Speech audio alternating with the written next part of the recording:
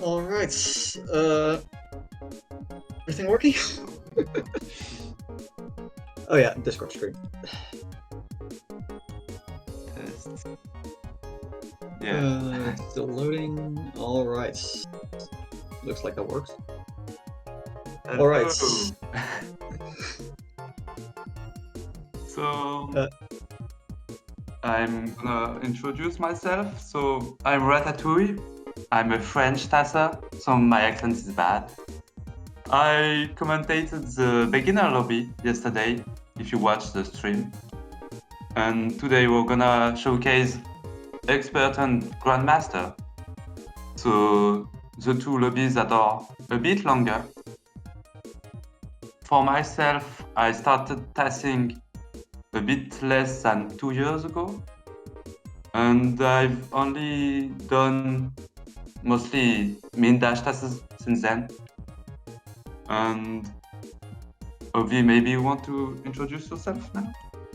Alright, I'm Obvi. I've basically been TASing for the past half year. My first TAS was actually one of the SJ min-dash TASs. I started right when the TAS was finished, so my first TAS was, of course, an expert. I've mainly done the light holdables in expert.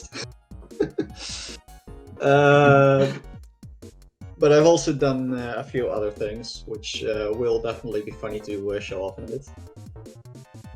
Yeah, I've basically only done min-dash tasking, and I've had only 2 improvements in any percent because of min-dash. Yeah, I think that's about it for me. Well, today we'll be having Expert Lobby and GM lobby finishing the entire showcase. Yeah. So maybe I'll talk a bit about the project for those who didn't watch the stream yesterday. So the objective here is to complete the 5 lobbies of Strawberry Jam with using as least dashes as possible. And we don't allow for spinner stunning or spinner freezing either. And yeah, that's about it, I think. Yeah, this is restricted. We also have a few files for semi-restricted and unrestricted, but those are different categories that are still being worked on. So if you're interested in working on that or optimizing any of the files for restricted, feel free to join the server. Yeah.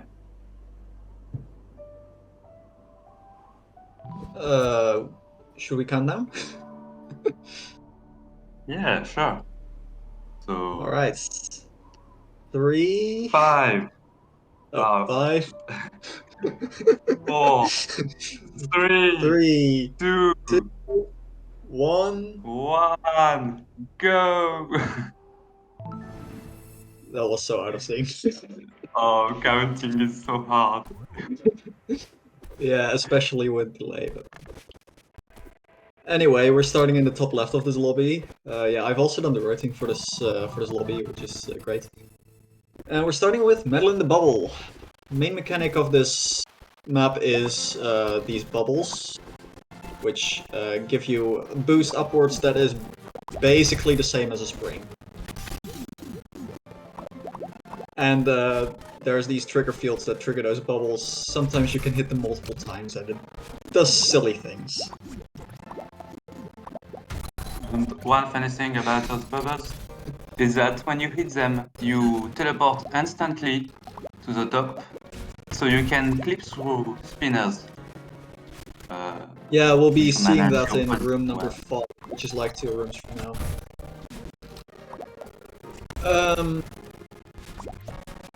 But yeah, these bubbles indeed teleport you to the top, just like how springs do actually. You can technically clip through spikes with a spring if it's set up really precise, but it doesn't really appear anytime, so... With these bubbles, it's way more overpowered. And here we'll be seeing an example of that. That was very precise manipulation to make sure that these bubbles spawn at precisely the right time to clip through 2 sets of spinners.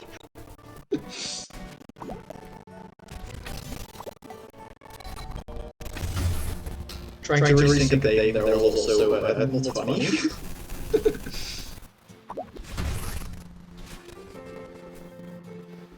But yeah, we mostly just try to exploit the bubbles by spawning multiple of them at a time and clipping through spinners where possible.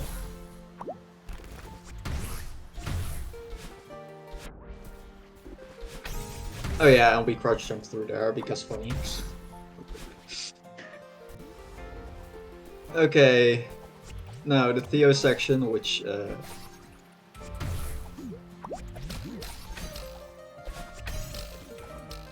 it's kind of funny right at the end. Mainly this bit. This is an Everest softlock, basically just respawning in the room where you softlocked into. Yeah, I'm not great at explaining stuff.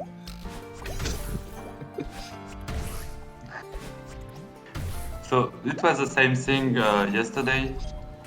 Well, basically you are soft locked inside of a wall when you go into a room transition, and Everest does not like that, so it forces a respawn in the same room.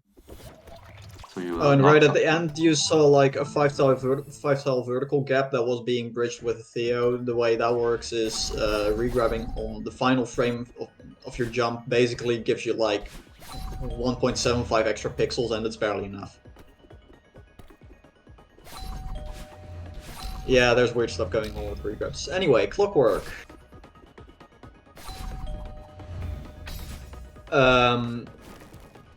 Yeah, fun fact, spikes aren't real.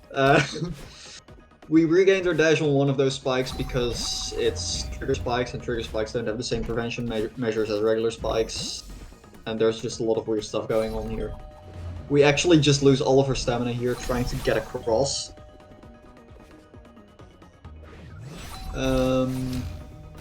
Yeah.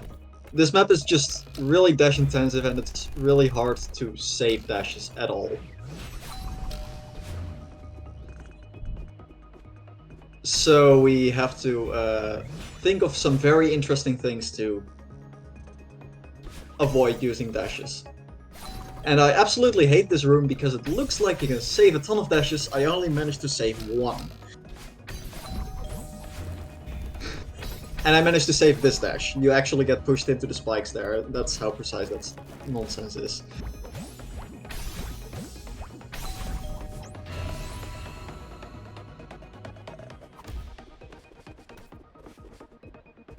Okay, and this is... Oh yeah, this is the one screen I rooted because I rooted basically every single jelly except for the ones in Polaris. Well, and here you can, because the barrier is not totally going above the wall, you can, well, clip the jelly through the wall and not make it go through the barrier, and smuggle it to the next room here to avoid dashing.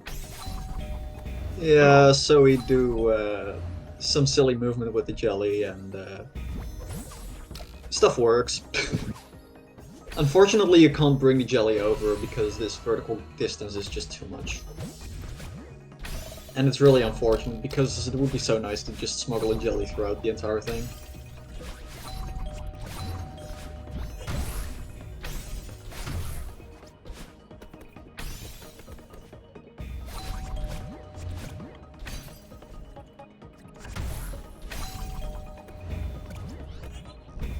But yeah, as I said, spikes aren't real. We jump off of spikes in this map a lot. Unfortunately, no jelly here, even though there's a barrier. Yeah, funny crouch type B-hop. Yeah, there's a lot of weird stuff going on.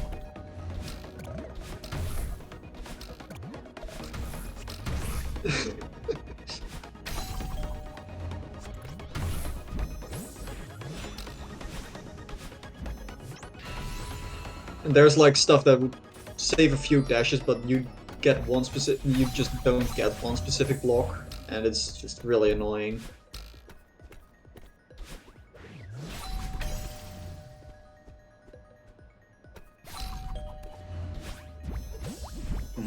I believe in the next room something stupid is coming up.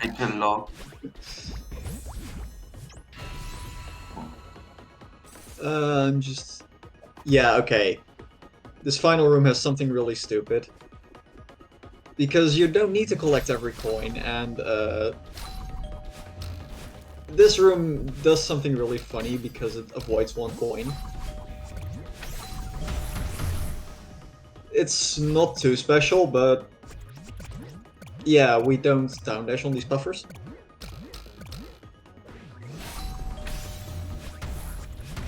We just skip that coin entirely and just avoid the time constraint there.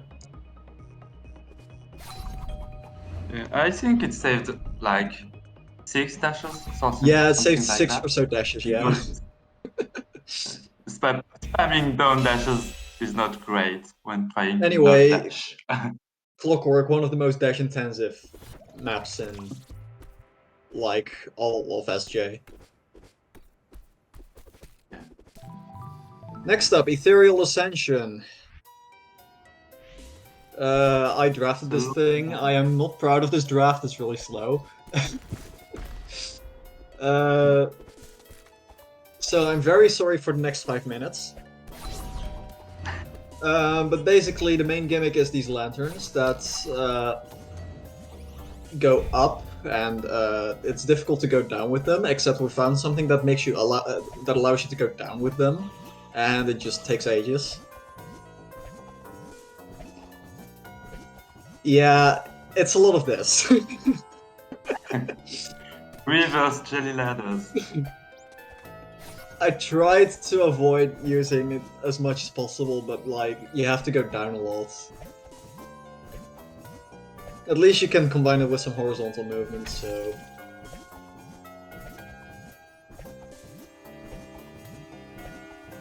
Yeah, I mean, this is the perfect time for people to ask questions in chat about literally anything. Because we'll be here for quite a while. Although, actually, there's a funny skip coming up.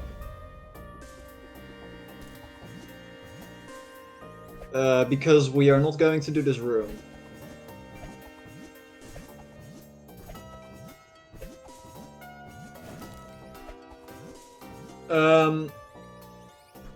The skip saves like, oh yeah, funny thing found by Tyron there. Yeah, those 2 dashes. It skips doing room 3 and 4, and enters right into berry room connected to 4, but that's right near the exit. But room 3 just starts with 3 dashes right off the bat where you don't have a lantern, so...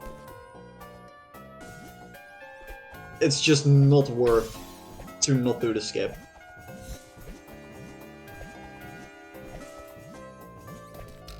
Yeah, that funny smuggle tag had some very good use, thanks Darren. Yeah, we did jump off some spinners there, that's because the spinners were unloaded at the time, which is great. And you're not supposed to have a lantern here. And yes, we would definitely have to do dashes in the rooms we skipped, even just room 3, it's just not worth. But yeah, you're not supposed to smuggle a lantern into here, which saves 1 dash, and like this lantern nonsense, that just saves time. So the way these lanterns are supposed to prevent you from going down is they're supposed to give rebound that is basically equal to how much downward momentum you give into it.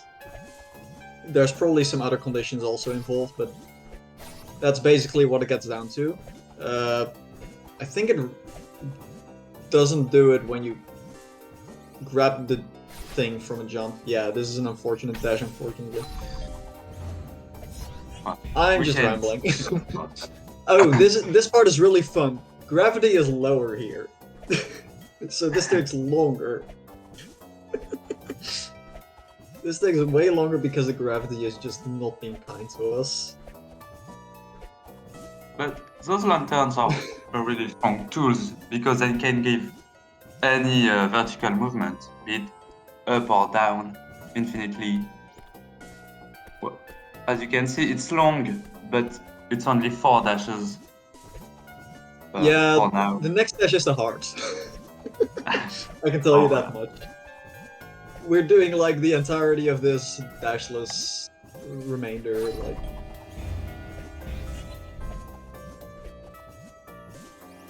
This is the third map so far. We already had Metal in the Bubble and Clockwork. I think every down throw gives like 2 or 3 pixels down. Maybe a bit less. Each regrab gives a bit more than that, but like... I'm not sure. Anyway, funny 1x3. Just to smuggle the lantern. Yay. Oh, it's actually very human viable to go down. I can do it RTA with ease. You just have to make sure that you get the wobble in and then you just regrab. You basically regrab as soon as you're about to go up with the lantern. And that's all there is to it, really.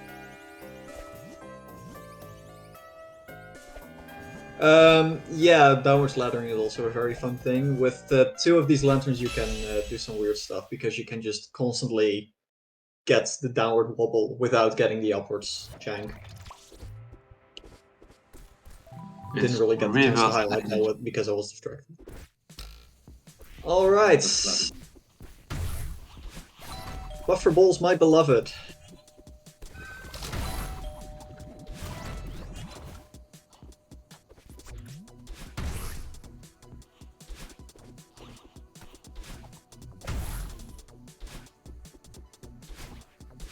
Yeah, meaningless constructions is kind of funny. There are some skips that are just kind of weird. Like that one, multi-boost. Oh, and now we use that regrab to like delay and get double dash here, and you can just skip the entire map by getting that double dash. Or all that room. There's a lot of multi-boosting. This map was a hell to route, I think, thanks to match through. A lot of days were saved in the first draft, I think a bit more than 20, just because you can do so much different things with all of these entities that finding the optimal path is really hard and takes a long time.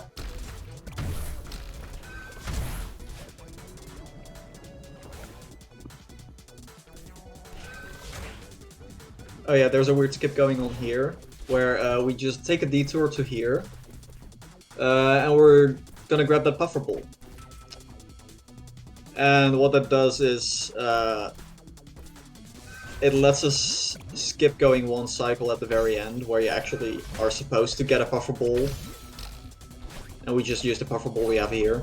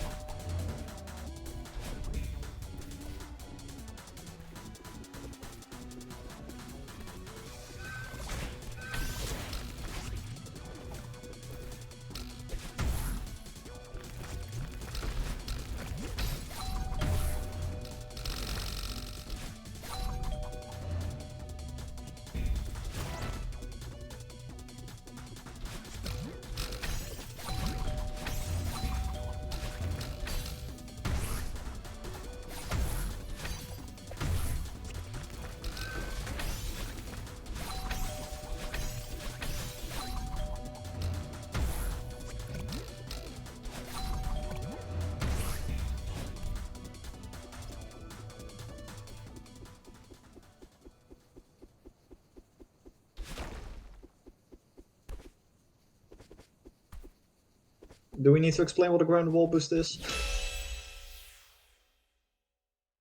What? Yeah, the ground wall boost there, I don't know. Oh yeah, this is one of the funnier maps. Well, it has throwables and clear pipes, so of course it's good. Okay, so we're gonna make use of a lot of grab pipe enters in this map, which oh yeah, right, this thing. That switch there is permanent, but these blocks don't refresh, so you kind of want to, get that block back so you can ladder. So we do some weird respawn there. But yeah, we enter pipes without dashing, which is grab pipe enter, which happens when you dash and grab on the same frame. And that basically makes this map very low on dashes in combination with the light holdables.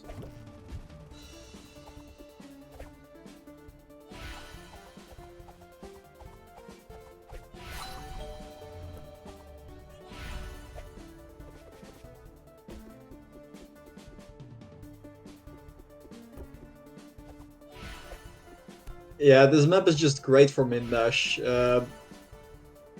There's just one really annoying dash that would be lovely to get rid of. But we can't. Anyway, these propeller blocks refill their dash whenever either the player or the block itself is right above a surface it can stand on. I'm not sure how it does with when the player is above a holdable barrier, but that doesn't really matter too much. And other than that, these things are basically just Theos with the vertical movements of a jelly.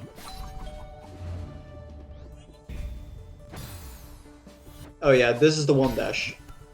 We just can't get around that. It's just so annoying, but the vertical gap there is barely too much, and it's just so infuriating.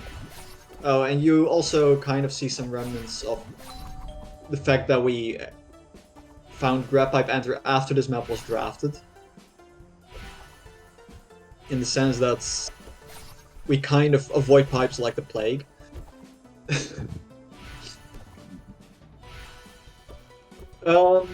Yeah, these are technically heavy holdables with the verticality of light holdables. They also have a 6-frame pickup timer, which is perfectly the same as a Theo. And the colliders also just match up. This is literally just Theos with vertical jelly movements. It's weird.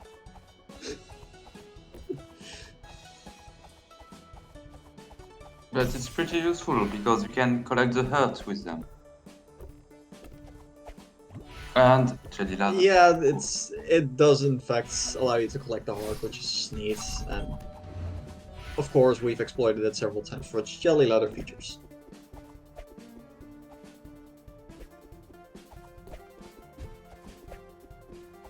And now we have to do this boring walk. Yeah, sadly this map was theoretically possible to make it 0 dashes, but just this upwards dash, we can't save it, so it's 1 dash. Yeah, it's a shame, honestly. Super problem.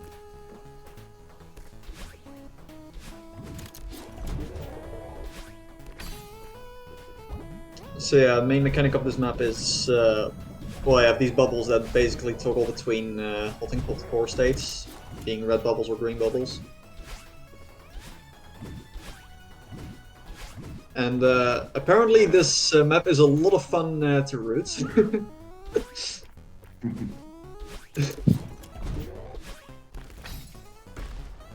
And we will abuse a lot the lava to jump and avoid dashing, of course. And there are a lot of spots where the spinners are placed, but you can still jump off the corners. It depends a lot on the map, but sometimes some maps just have a lot of upgrade spinners. And this one is part of it, so it's pretty imdart for main dash. Yeah. It's a lot of maps have on-grid spinners, and it makes for some funny patterns that just come back every now and then on what you can pull off and what you can't.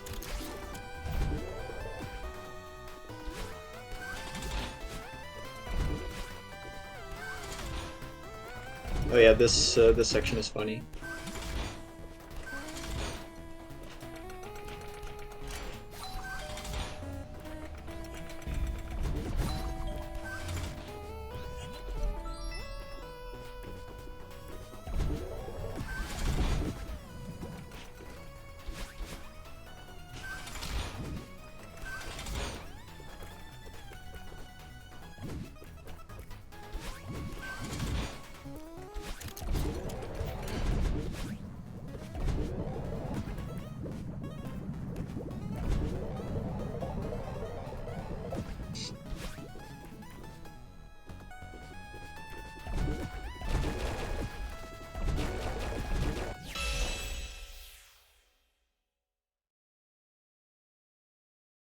And now we are going to get our first lobby dash into Hypnagogia.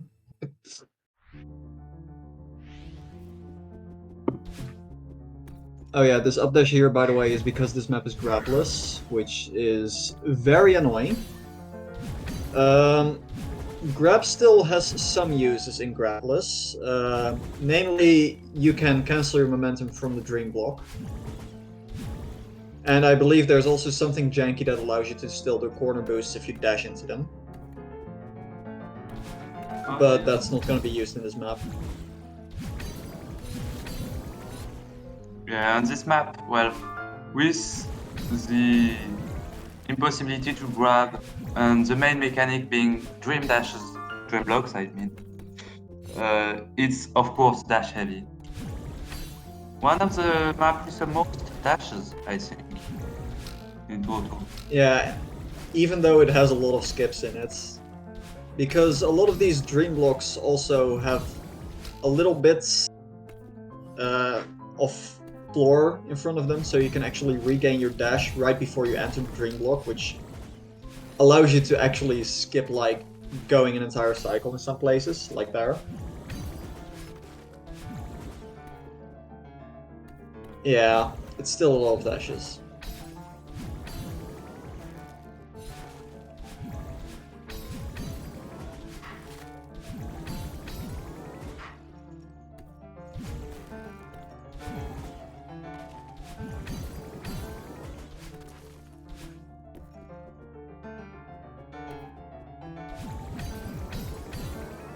Yeah, we are above 100 dashes. Only hurt side maps have that high of a dash count, I think. Anyway, we had to restart chapter out of Hypnagogia because otherwise we had to dash through a dream block again. Next up, Flying Battery. We have these batteries, which is great. They help us open gates. But sometimes we don't need to open every gate, so you'll sometimes see us skip half the screen.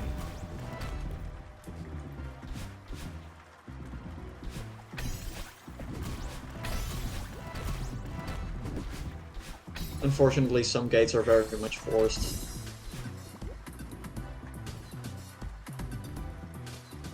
Oh yeah, here we duplicate a battery so that we don't have to go up.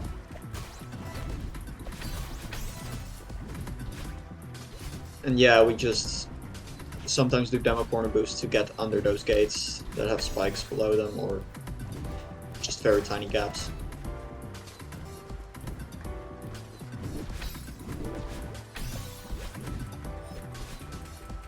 Like there.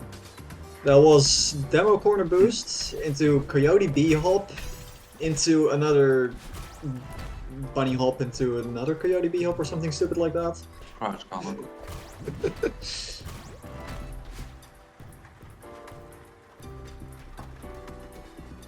And here we go to the berry room because there's a battery here, and yeah, why dash into the heart if you can do that?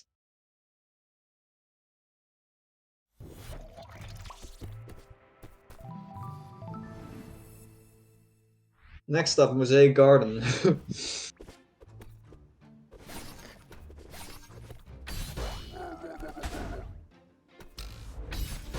Yeah, there's... The main mechanic of this map is Kevins and these refills that just allow you to use them multiple times and stuff. It's a bit more complicated than that, but yeah. But yeah, we're basically just trying to exploit every single flaw in circular routings that allows us to skip half of it. And it kind of works. It works really. Oh yeah, by the way, about those spikes. Yeah, we dash into the spikes, but order of operation makes it so that the trigger spikes are too late at detecting to kill us, while we're already being pushed away because of the collision with the Kevin. It's really stupid. Okay, and now we have a change in direction. there's some funny stuff going on in this map. A lot of these fields are single use, so sometimes we try to remove those fields so that we can use the blocks in ways that are not intended. Like right here, we just activate that speed up so that we can use the block slower. That saves 2 dashes.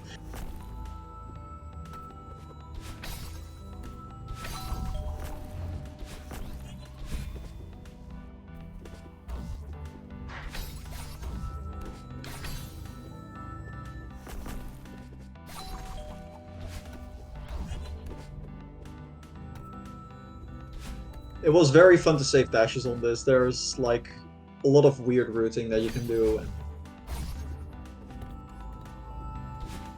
Yeah. Wow, it's awesome. I think you saved like over 20 dashes. I saved When 17 improving this dashes. Oh, I saved 17 it's out of already 44 dashes, so like it's...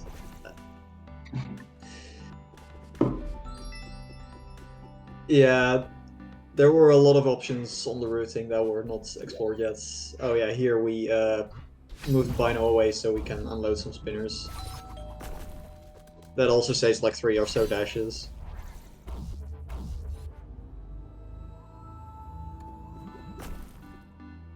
multi boost. Oh yeah, ground wall boost there so you can get there just in time.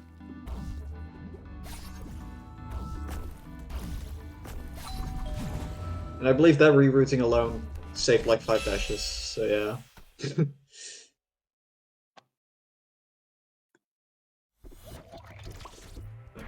Still feels like there are dashes to be saved there. Maybe. Well, system invalid map exception. This map's mechanics are spinner dream dashes, spinner dream blocks, I think. Yeah, So dream those spinners. spinners, basically you can dash through them like dream blocks, but the hitboxes are gigantic, so you can abuse them a lot to go through unintended walls. It leads up to funny watching. Yeah, you can also dash out of dream spinners while not being in them. You can dash away from the dream spinners because the dream blocks are bigger than the spinners themselves. But like that was 2 rooms ago. This map is fast. Here we get another instance of spinner unloading.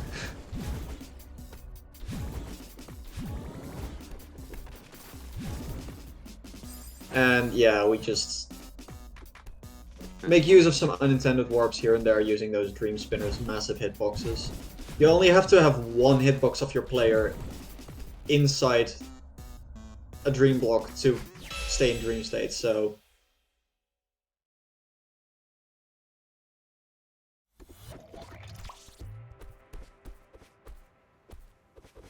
Okay, next up, Golden Alleyway.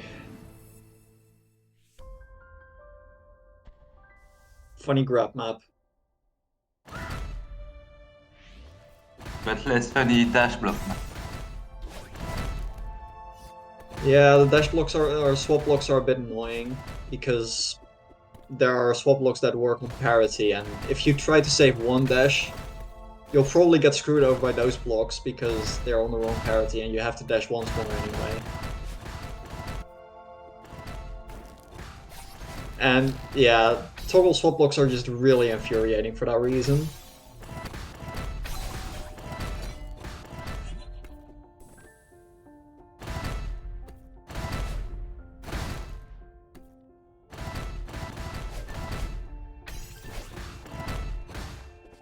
Oh yeah, this is also basically the only map that needs a second grab key.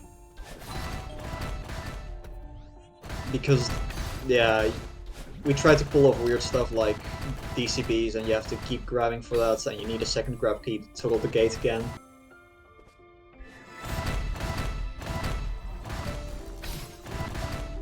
Which is fun.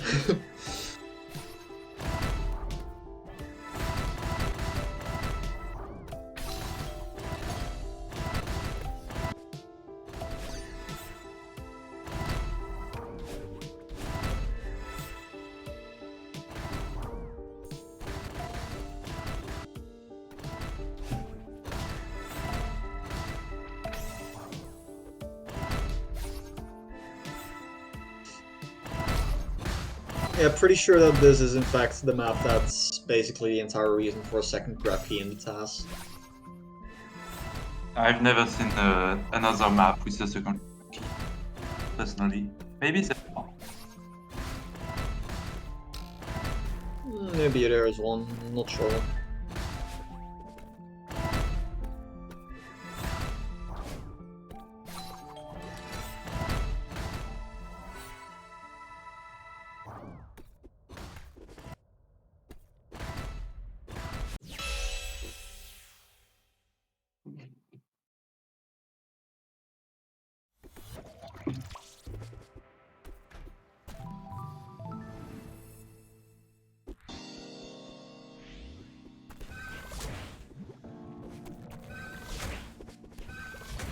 Now we're into Subway Neon with these funny curved zip movers.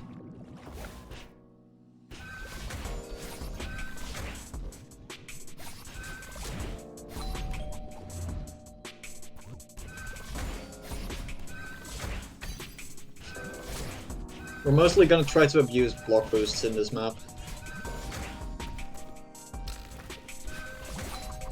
Although there are a few other things going on, I think.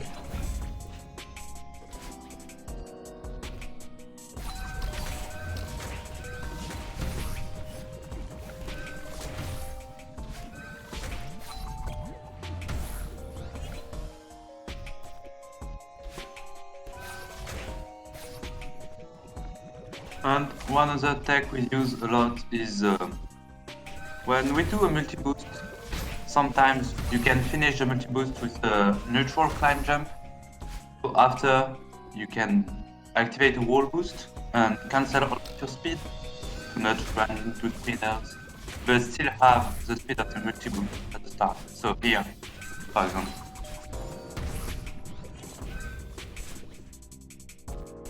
Yeah, and it's just way easier to reset 130 speed than, like, I don't know, 400 speed that you might get out of such a multi-boost, so very useful.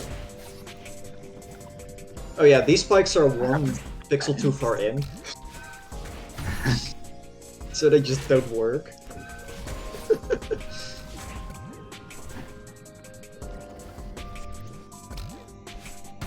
And there we were waiting for a puffer cycle. It's... Oh yeah, jump. Dash I bounce. love that jump at the end. Oh, we're going into Vinculum. This was my first TAS. No one's actually touched to improve it, so this TAS is basically baby's first TAS. Okay, with some dash improvements found by creeps, like that one. But yeah, Vinculum, great map. Lots of jellies, also lots of dream blocks, less fortunate. We tried to smuggle a jelly into everywhere, and luckily, to accommodate for that, basically every room lets us go into a side room where we can duplicate a jelly.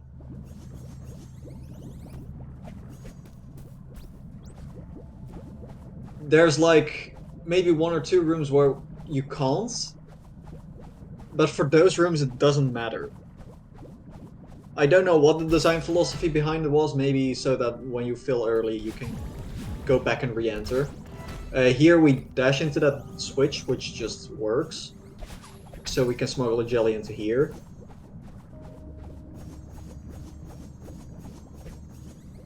Yeah, we just abuse jellies. That's basically the entire map.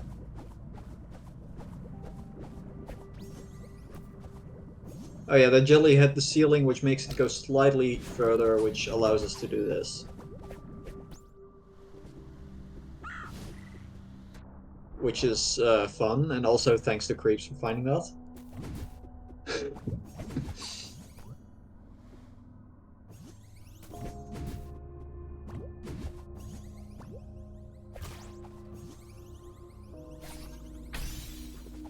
There's a small spike climb here.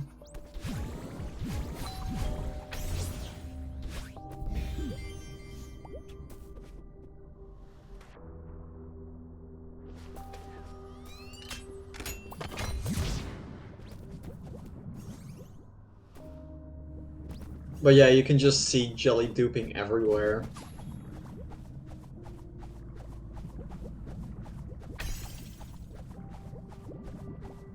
And we just try to skip as much as possible.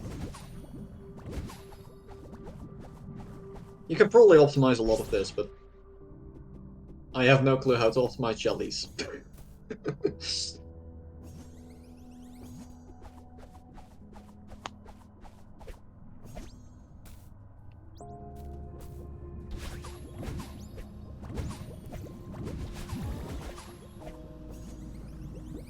Oh yeah, there's one pixel of platform there that doesn't have spike.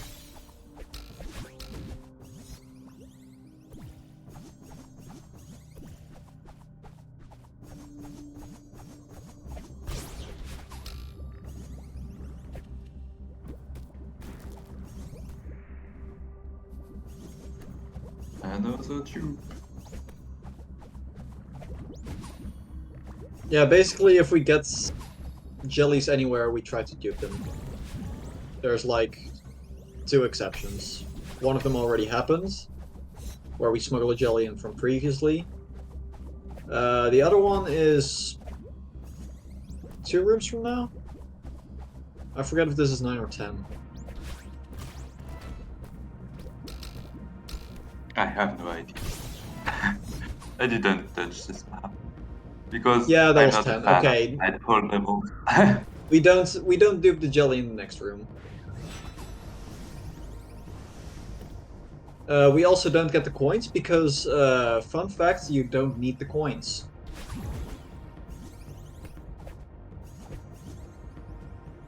Not getting the coins is not RTA viable, by the way. No, not at all.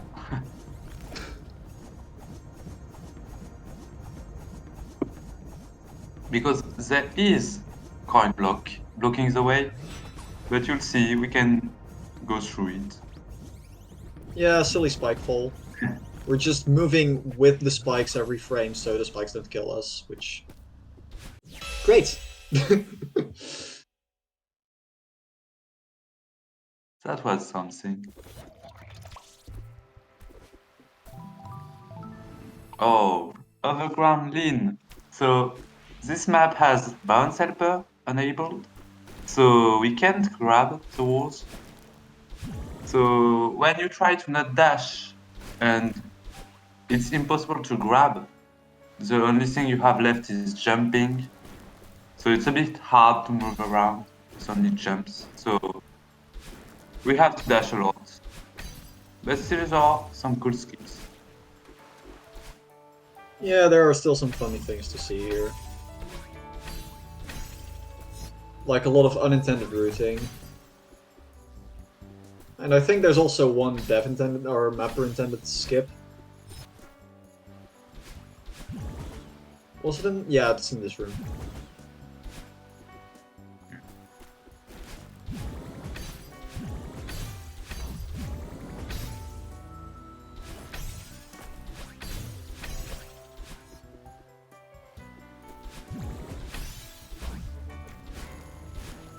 But yeah, it's mainly just bounce helper movement and just...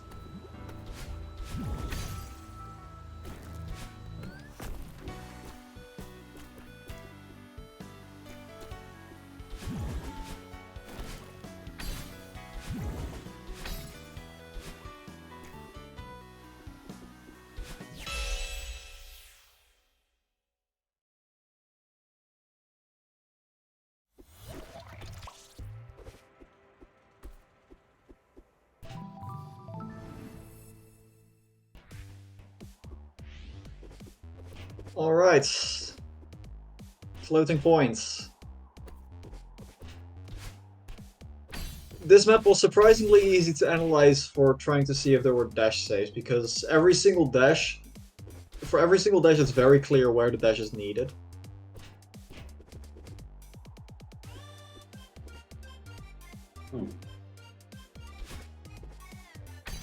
Well, this map, it has a lot of spikes.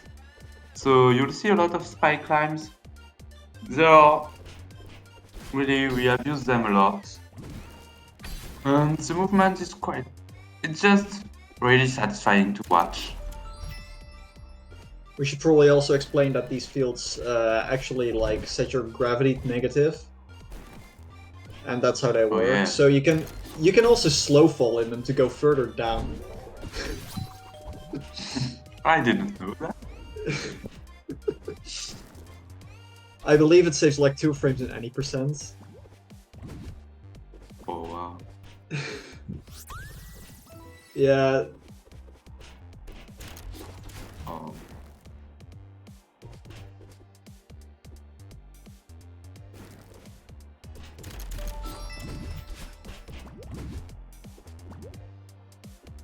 Yeah, because all of the routing loops back quite a few times, we basically just skip going back around. So there's really not that much to optimize if you skip everything. Thanks to spikes. Oh, this map is great. Cape Cavortion. Yeah. There were 2 dashes already. Yeah, that's just how fast this map goes. Either way, you cannot jump in this map. And that's pretty constraining on movements. We are still able to save dashes, but it just gets way more difficult. I saved 4 dashes in the map though. There are some very funny routing ideas here and there.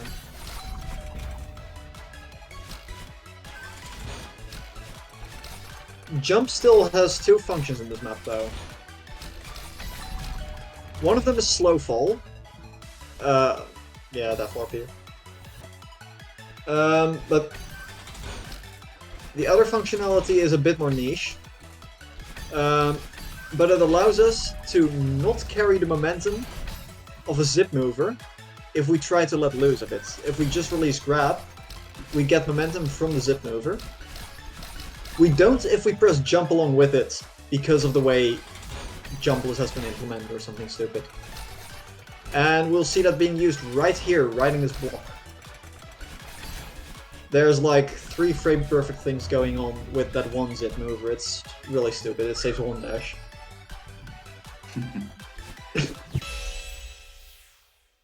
Because you have to slide down quickly enough, you have to climb up quickly enough, and you have to actually be able to grab the block, which the block's going faster than the player. Hydro Shock. Not much to say about this level, I think. Yeah, no, there's not really anything special. There's more special stuff that had just happened in the lobby. Because you might not have seen it, but we actually loaded in a bench, hopefully. That will just save us time on the routing.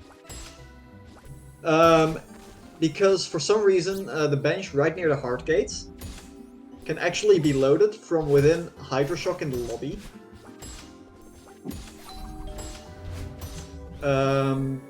But it's like really weird, so I actually made sure to copy collab utils, so we could actually see where the markers were placed for the map fog kind of situation.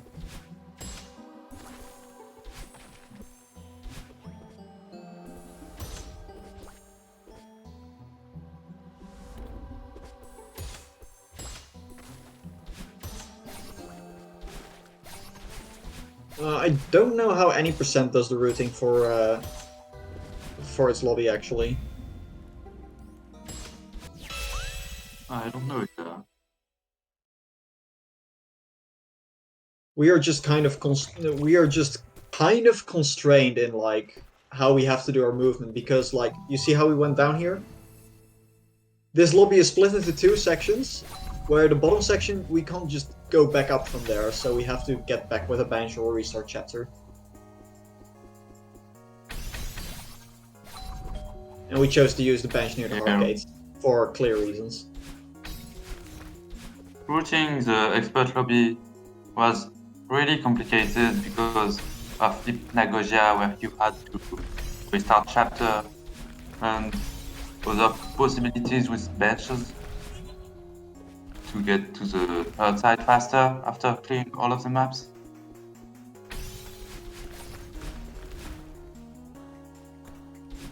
Anyway, right now we are in time trouble.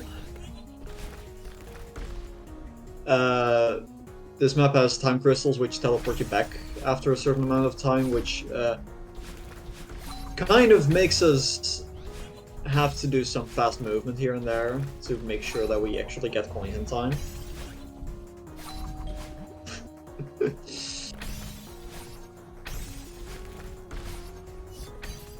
Of course, we still do some skips and carry some speed between rooms, but the layout of the map is just really constraining in a lot of places.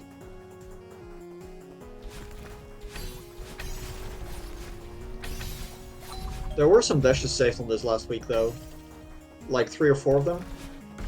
And one of those happened to be the one dash save that brought Expert Lobby under 1600, so that's cool.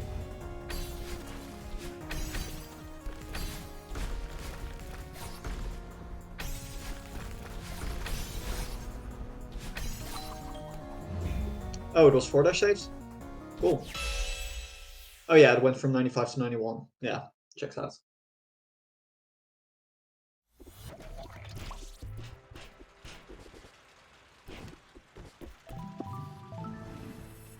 Oh, Lunar Pagoda, this map is jank.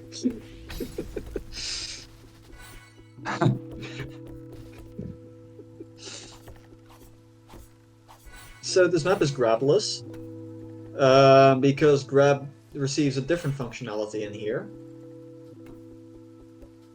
That functionality being time stop.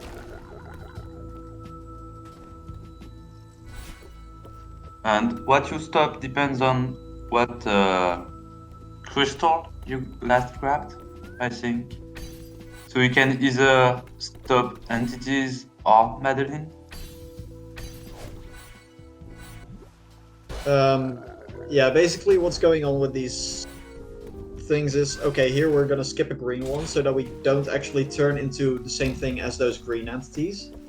And what it allows us to do is go through the water, because when time is frozen you can't go through water.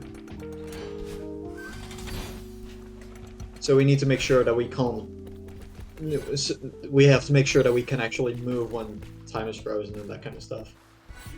And yeah, just like that we just try to sabotage which setting we're in.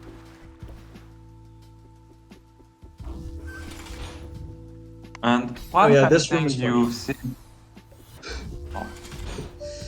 So the funny thing is, I thought, couldn't you just go through the middle here with time stop? So there's a funny thing for those first two. There's actually a trigger that kills you if you go through there with time stopped.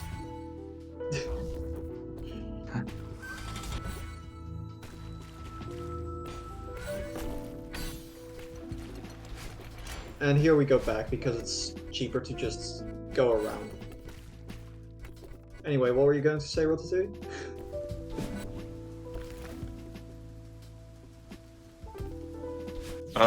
I was going to say that when you stop the time inside of water, you can actually get corner corrected. So it can make Madeline movement faster because you go 4 pixels further every frame. Oh yeah, it's also annoying because when you try to clip into water you have to have a lot of speed. But we'll see that in the hard side.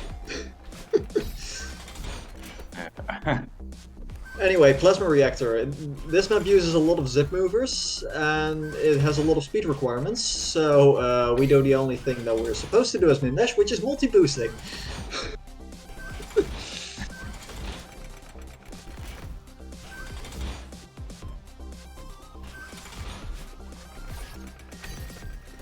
Yeah, multi-boosts are great. Sometimes we don't really have a choice, though. Either way, these lasers don't really bother us too much because we're trying to not dash anyway.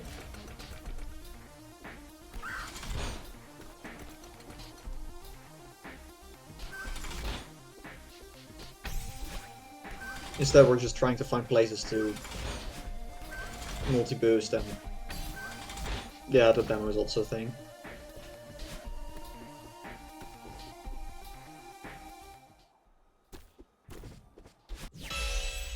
And that's it. It was really fast.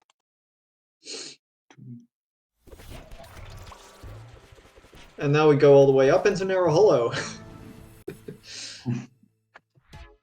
Which is not played intended. Yeah, no, we are not RTA players, so we can just do pixel perfect gaps perfectly every single time. We don't care about setup. How cool.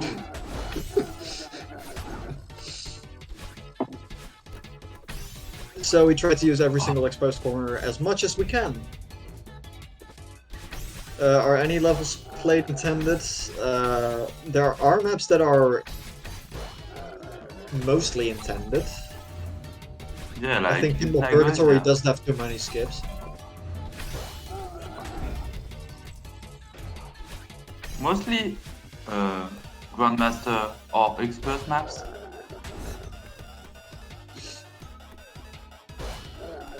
I doubt Chromatic 74 is close to intended, that's any percent routing. True.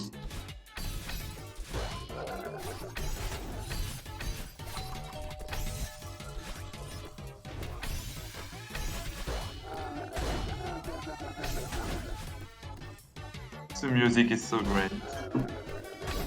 Yeah, the music is funky. But yeah, a lot of the dashes are just to get cabins moving where we do need them. And getting distances crossed that would otherwise not be viable, and it's really hard to find anything that would even be a candidate for potential to be saved.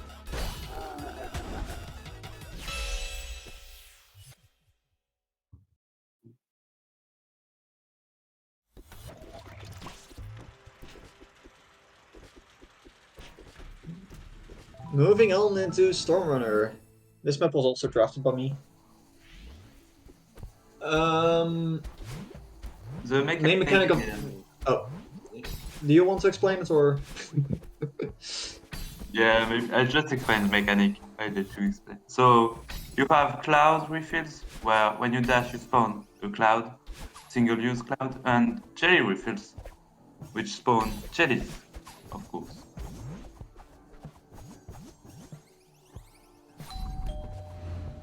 Yeah, like... This mapper thought a lot about making sure you can't smuggle jellies, so unfortunately we can't really bring jellies here and there too much. We do have some weird stuff going on. This stuff barely works. And you can't bring the jelly through anyway, so...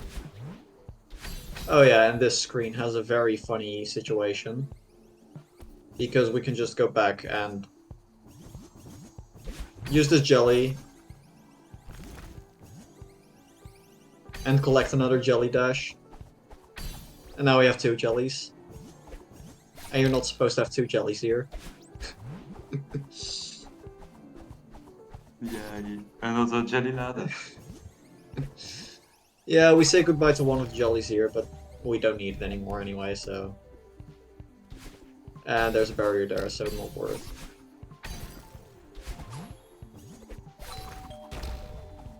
And here we make a bit more use of this jelly. This jump is incredibly precise, was really annoying to manip. There's probably easy ways to do it. There we got another one of those smuggles that Tyrant suggested. Because vertical two-tail jelly barriers are just not real.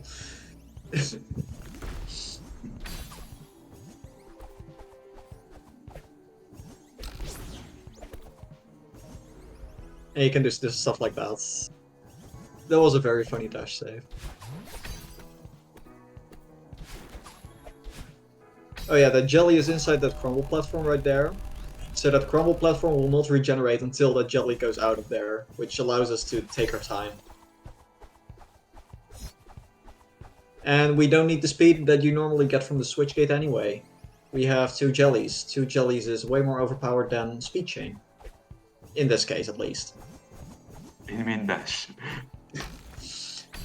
No, there are cases where in min dash speed chain is still necessary, Yeah. even though you would want to do jelly ladder stuff. Oh yeah, and But this it's ending is also harder to kind of find funny. a good way. It's harder to move around vertically than horizontally in general. That's why jellies are really powerful. Yeah. Although they do give improved horizontal movement too.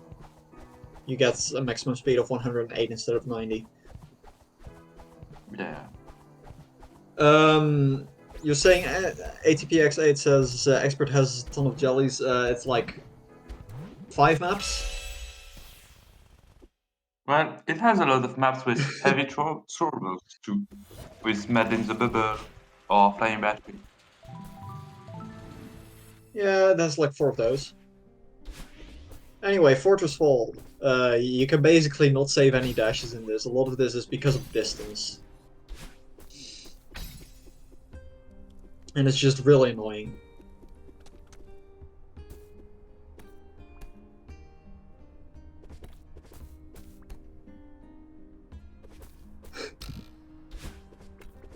Well, this map is based around stamina management, but TAS can use a lot of tools to just not use stamina. Like this, I don't know how you call it, but when you Yeah, those grab weird and climbs where it re-grab, alternates up and down. That's what it does yeah, there. it does not use any stamina, or almost no stamina, and I gives think it way more uses height. half. Does not? Yeah. But it gets a lot of height out of it. That's basically what matters. And Yeah, also the half fact, stamina climbs. yeah, a lot of that kind of stuff. But yeah, the fact that stamina doesn't refill on the ground here basically means that we have to focus a lot on our stamina conservation. But we can do that way better as it has than any regular expert players, so we can just skip half maps sometimes.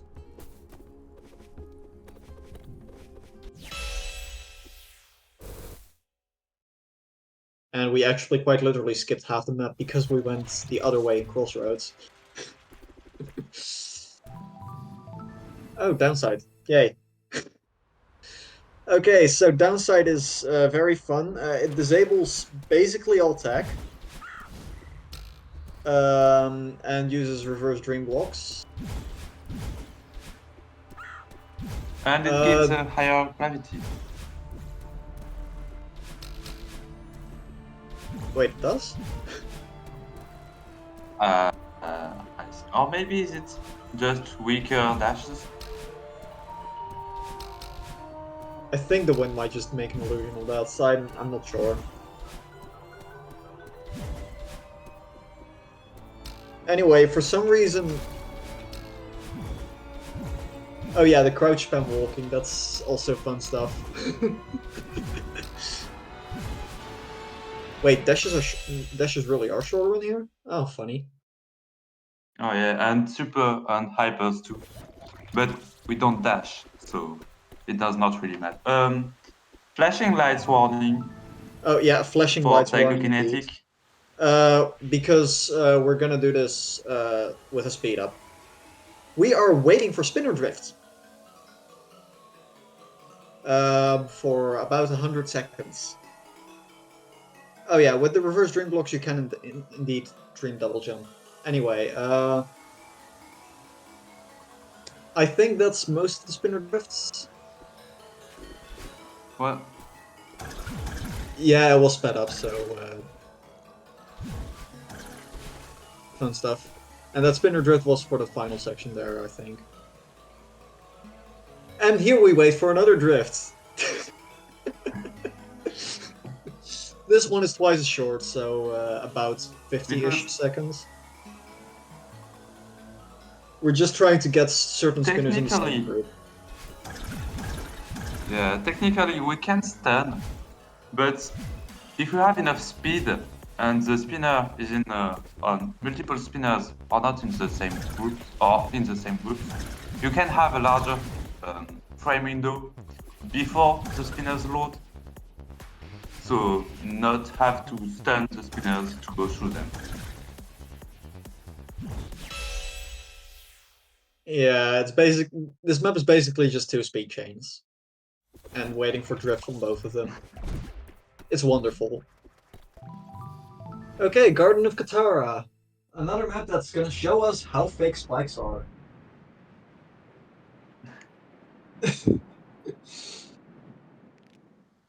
And fake water. Anyway, this map has way fewer dashes than you might estimate it has. Because we really don't need speed everywhere.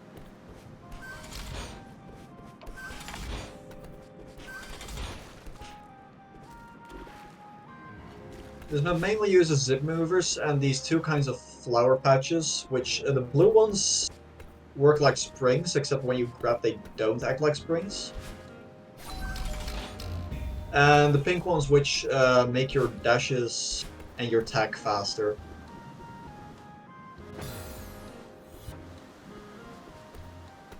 But yeah, we're gonna try to avoid dashing in most places, so we're not really gonna use the pink stuff.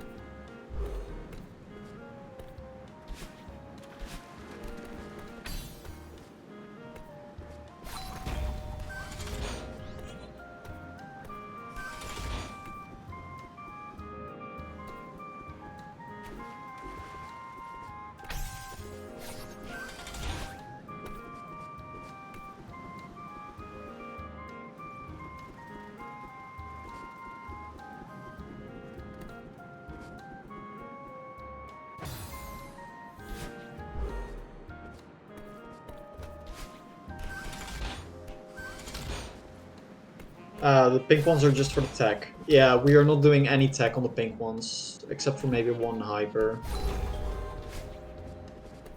Yeah, one hyper there, and I believe there's one more. Yeah, that one. You can barely not do those without dashing, so it's... yeah.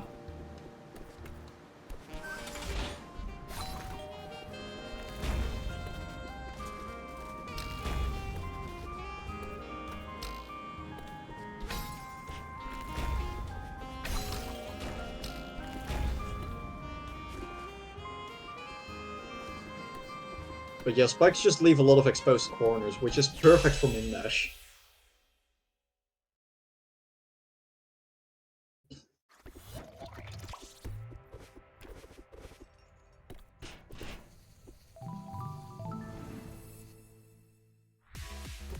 Oh, chromatic complex. Here the mechanic is when you dash inside of those round areas, you get more speed.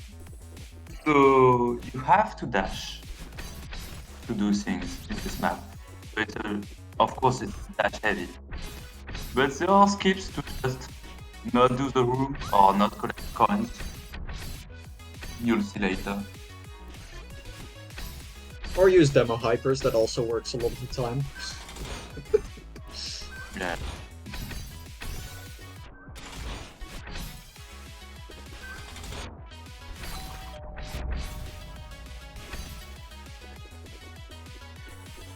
But yeah, it's a lot of cheesing and trying to avoid using the final dash in a speed chain. Oh yeah, and you can just skip the room there. I think it was a one tile spike line, like 1 pixel.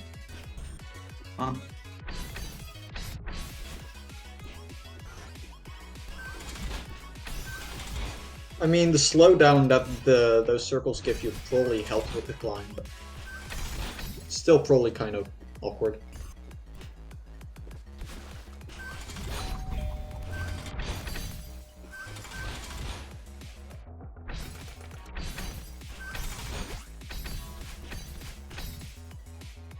But still, multi-boosting to not dash.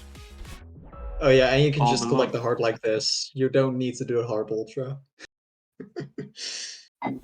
Oh no. Okay, Polaris. Last map This of the is a lobby. fun one. Well, it has jellies, so of course it's fun.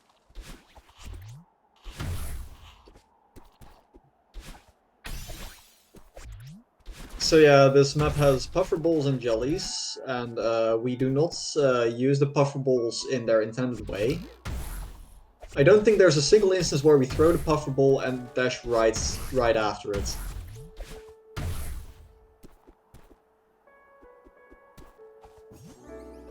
There's also this great thing where you can ungrab during launch freeze frames, but there's a really annoying thing with puffer balls where their pickup collider does not collide with the player while they are holding it. So you can't actually re-grab in the middle of nowhere to cancel launch states and get pickup frames. Which is really annoying because it could save a dash.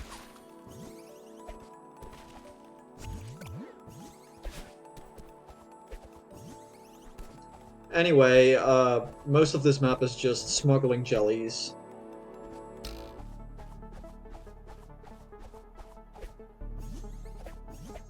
There are some weird tricks here and there. There's one room with one of the coolest tricks in this entire lobby.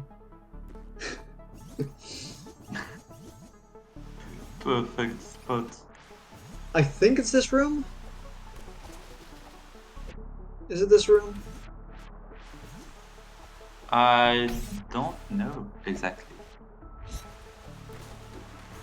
Might not be. Oh, it's next room. Okay, cool. Thanks, Synchra.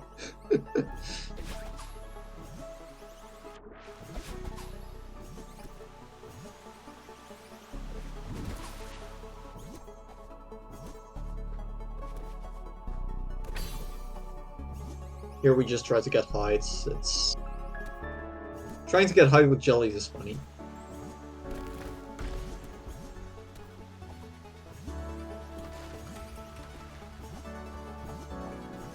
Yeah, here we're gonna be juggling with heavy holdables and light holdables at the same time. We have two jellies in the puffer bowl, so we're gonna re-grab while in launch state. That puffer bowl is inside spinners. Wow. So the puffer ball was thinking we were still holding it because we let go of it in the launch state and then picked up something else. Which is not supposed to happen. Oh yeah, here we back boost and corner slip, which also just barely works. Yeah, Polaris has some funny tricks.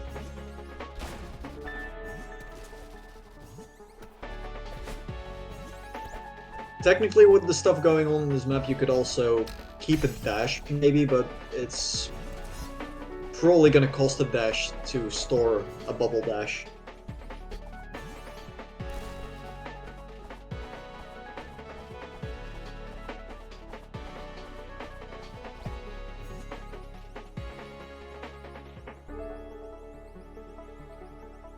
The lowest amount of dashes is in Sea of Soup. Highest amount of dashes is in Expert Hardside, yeah. Maybe. Yeah, maybe. Surely Expert. It is Expert Hardside. Grandmaster because Hardside it has way has fewer. too much room. Yeah, Expert Hardside just has a lot. It has a lot of cool skips too. Well, one funny thing about Expert Side is that it was done with multiple peoples. Okay, moment of truth. Bench warp. Did we get the bench? Did it work? We did! Oh yeah, nice.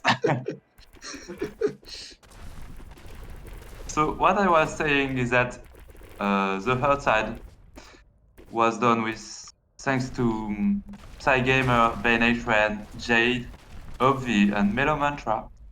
We did one checkpoint each and some optimizations. I did the final 3 checkpoints. Oh yeah, I forgot. Sorry. I was just so on a roll with the light holdable checkpoint that I just thought, you know what, fuck it, I'm just gonna do everything after it too. Yeah, you love Vinculum so much. The light holable checkpoint has some That was stats. my idea.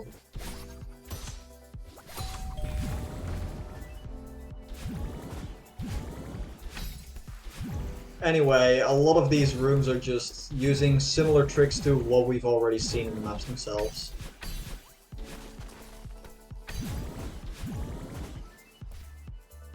Like using the spinners there. Regaining dash there to skip half of the room.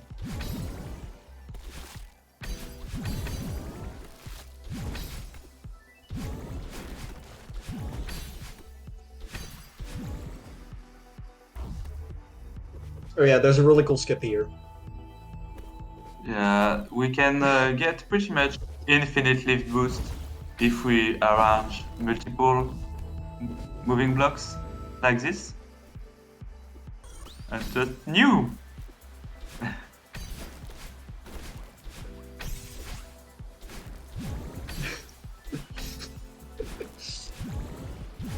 Yeah, there's some good stuff here. And of course we do that skip Yeah, too. I was really proud when I found that Dave. Well, those days, because it saved like 4 dashes, something like that. Yeah, and again here, Cape Convortion, very constrained in movements, but we still find Daves. Yeah, because we can grab on corner spikes. On corner with spikes. Yeah, spiked corner grabs are really funny. We'll see a lot of those in GM. Yeah, it's really precise, but it allows infinite stalling on a corner you're not supposed to be stalling.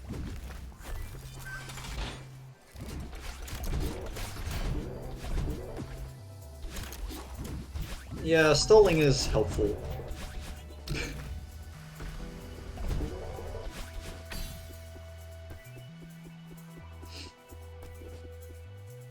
DCB. This room has been improved a lot. Like, over the past few days.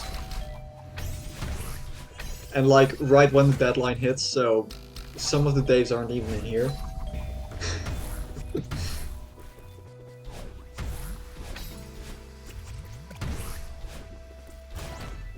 Like, Metro did a crazy job at saving dashes in the first part of Expert Heartside so far. Curious to see if they can find stuff in the later parts.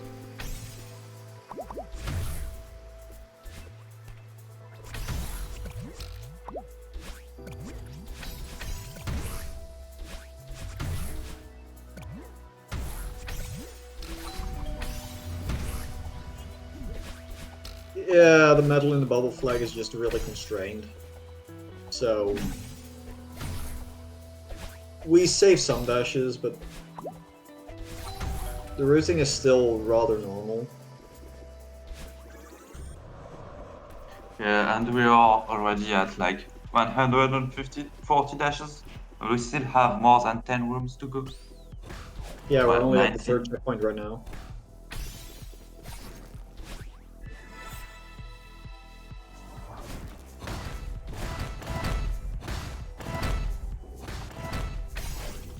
Yeah, Metro really just did that with saving 20 dashes at once and just...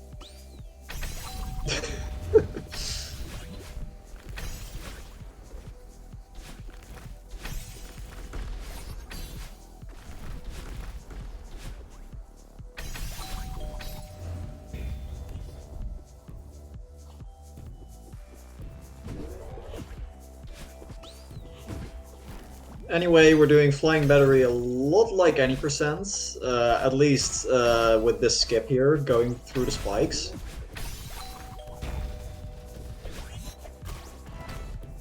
It was the checkpoint I drafted, I think.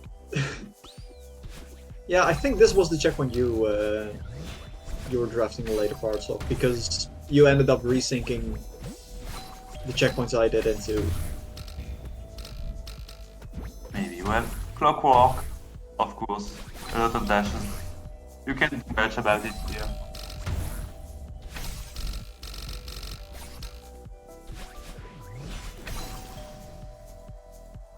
But still, we can get a funny multi-boost at the end.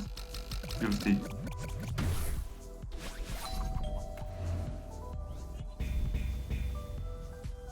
Yeah, don't give us big moving blocks. We will multi-boost off of them. And here we skip the roof. Yeah, we just skip everything. This is floating points. What did you expect? I love this map so much. Okay, from this point on, it's my drafts, kind of. I don't know where the resync exactly goes into my part, but... I don't know. I am sorry for the horrible optimization.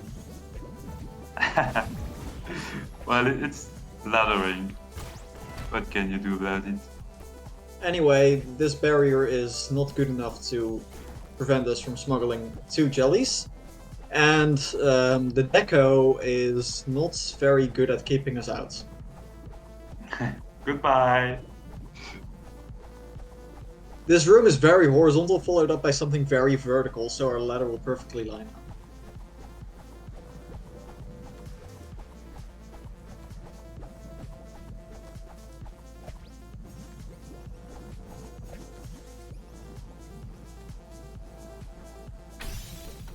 And here we go down to get the double dash mainly, and to get a little bit of extra distance. We need the double dash to go over. You need 2 dashes to go through anyway, so why not go over, right? At least this way we get to smuggle the jelly.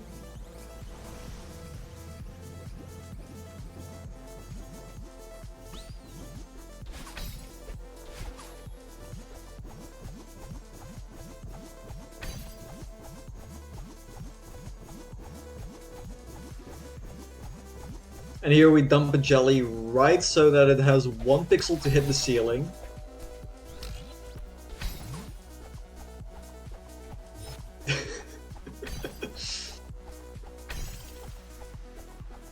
And yeah, as you probably might have expected, you're not supposed to have multiple jellies here.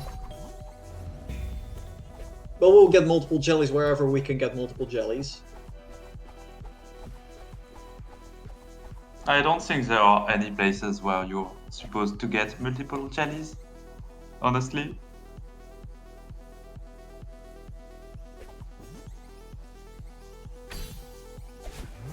Anyway, you're not supposed to have 1 jelly here even, so we just handle this like this, and unfortunately you can't keep this jelly, but we don't need it. Respawning is just quicker there, by the way. Anyway, we're going back to duplicate this block.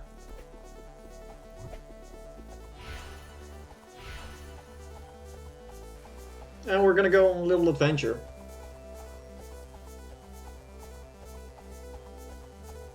Yeah, there's really nothing special about this adventure, honestly.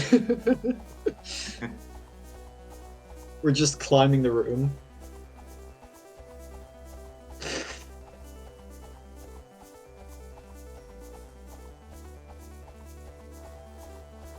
We need elevator music here.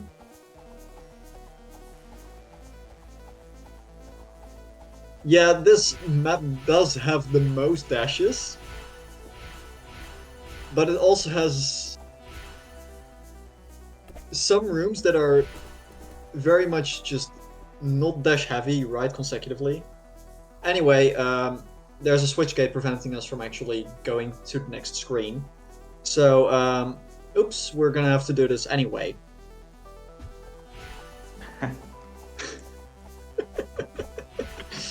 I love that.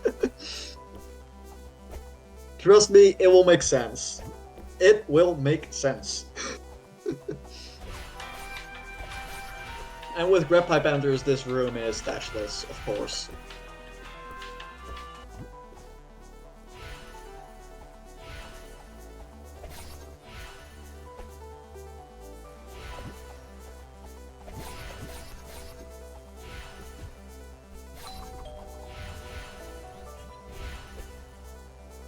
Anyway, we use it here. Polar is done with a propeller block. Makes this entire room dashless.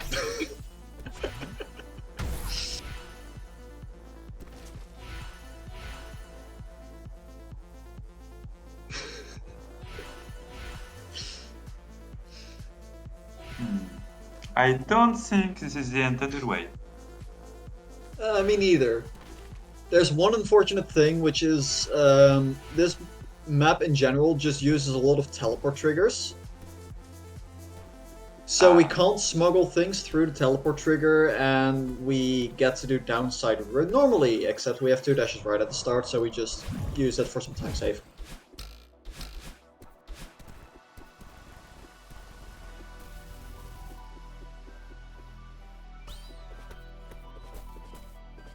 Oh yeah, and Fortress Fall is completely stolen from any percent, because it doesn't get better than this. And now we're gonna go fast. This is really... Yeah, we're going so fast there. We're going 8 pixels per frame, and that's sufficient to clip through those waterfalls without being pushed back. It's really stupid, but it allows for some weird stuff.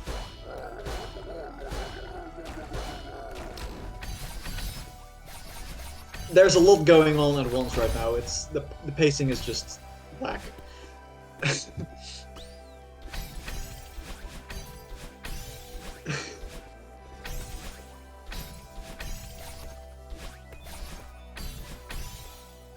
Yeah, a lot of this stuff is also just forced, so too bad.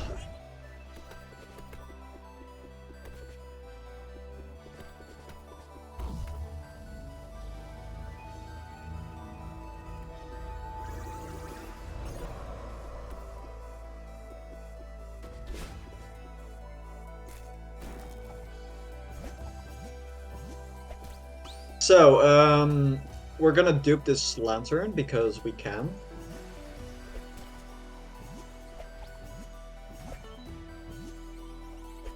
So we're gonna have a final double lantern adventure, and the lantern lettering in this room is a bit more cursed.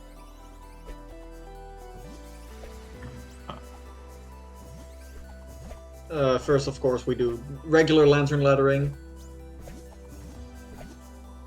Well, I say regular, but this is like the only map in which you could ever do that. Yeah. Here we have sideways lantern lettering.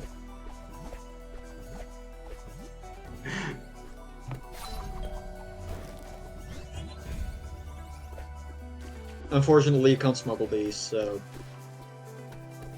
Too bad. This room is very... not dashful, though, so... doesn't really matter.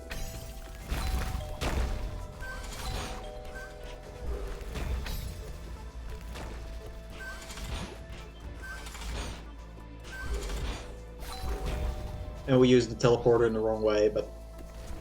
who cares?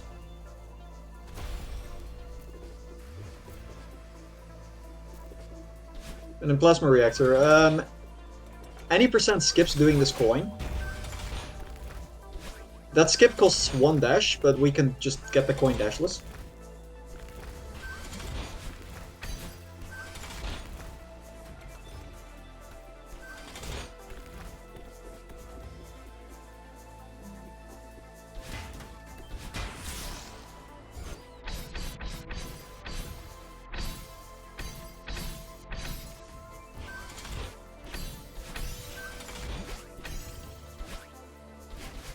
Oh yeah, and there's one funny thing in Flag 2, which is we wait here. Because moon cycles. And last room already. It will go fast. Yeah.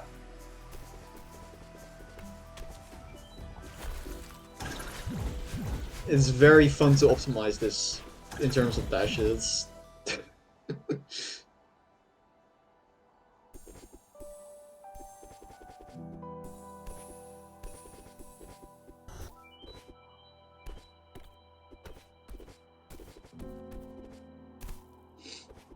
Anyway, that's basically it for Expert Lobby. We're gonna get the heart and...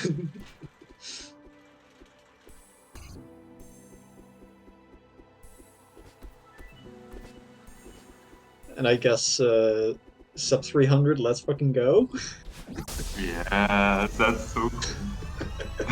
So close to not being sub-3.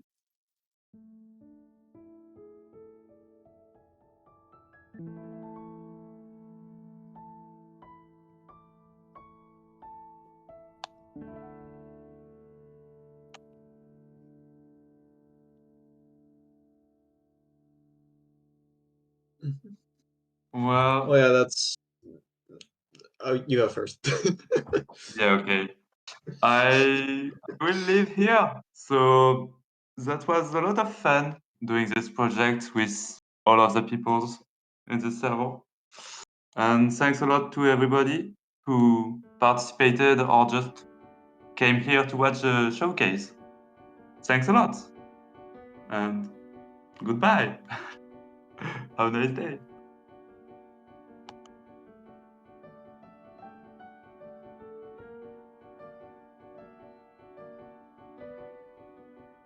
And I'll be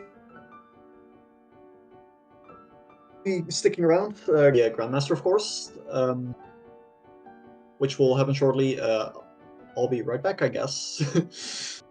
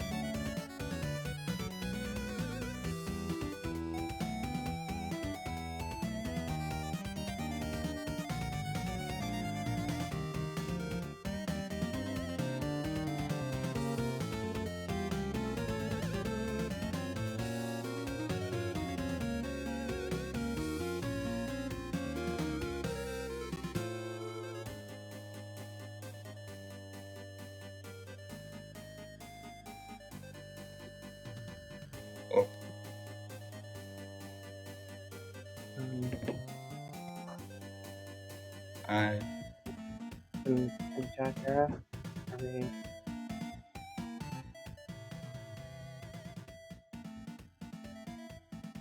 Do you want to introduce yourself? oh yeah. Sure. Hi, I'm Dart. I've mostly worked on Expert and GM. I drafted a couple maps for GM. I've also helped improve. You know that one? Oh, yeah, I'm Wolf, Mr. Wolf, also known as Emma. I've been in the intermediate before, and I'm going to speak a lot more now. But yeah, I've been drafting some maps, especially for GM. So hi, I'm Obvi. Okay, I mean, I kind of introduced myself with Expert already, so Yeah. not sure how necessary it is to reintroduce myself, but yeah, I also did a few things on Grandmaster. Okay. I think that's all for now. We will do the countdown. Okay. If everything is ready. Okay. Okay. Yeah. Want to do it at the same time? Or I should- Okay. Well, Yeah. 3. Yeah, you do it. Okay. 3, 2, 1, go. Okay. I forgot with what are we starting, but yeah. Oh I yeah. think it's lab layer. Yeah. Yeah. Okay, yeah, this map is all about like cycles, especially cycles. We're going to restart at the start now because, well, the cycle here. And yeah, this map is really optimized in dashes. But yeah, it's pretty cool to be honest.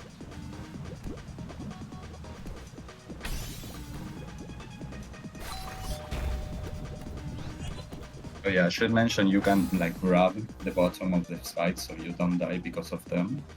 This is there to stall, especially, but yeah, you can also do a grounded wall boost there to close that gap. Yeah. Just tight movement, spike jumps.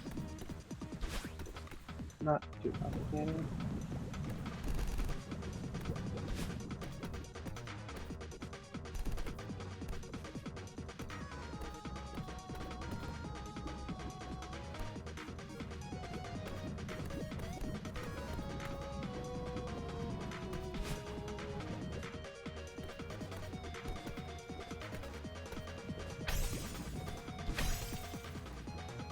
So yeah, we're going to use some demos now.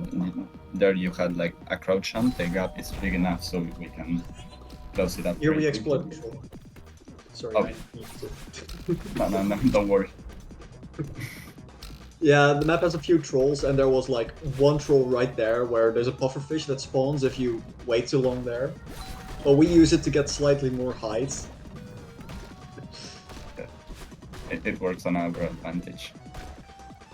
So yeah. Oh yeah, well, of course, I don't need to mention that because the spikes are moving us at the same time we're closing in, we don't die because of them. And that's pretty much it. Okay. Oh, Dave is short for dash save, by the way. Oh yeah. Okay, well, oh yeah, this map I did an improvement recently. It's a pretty cool map, but yeah, the movement is somewhat restricted because it's like a really tight map.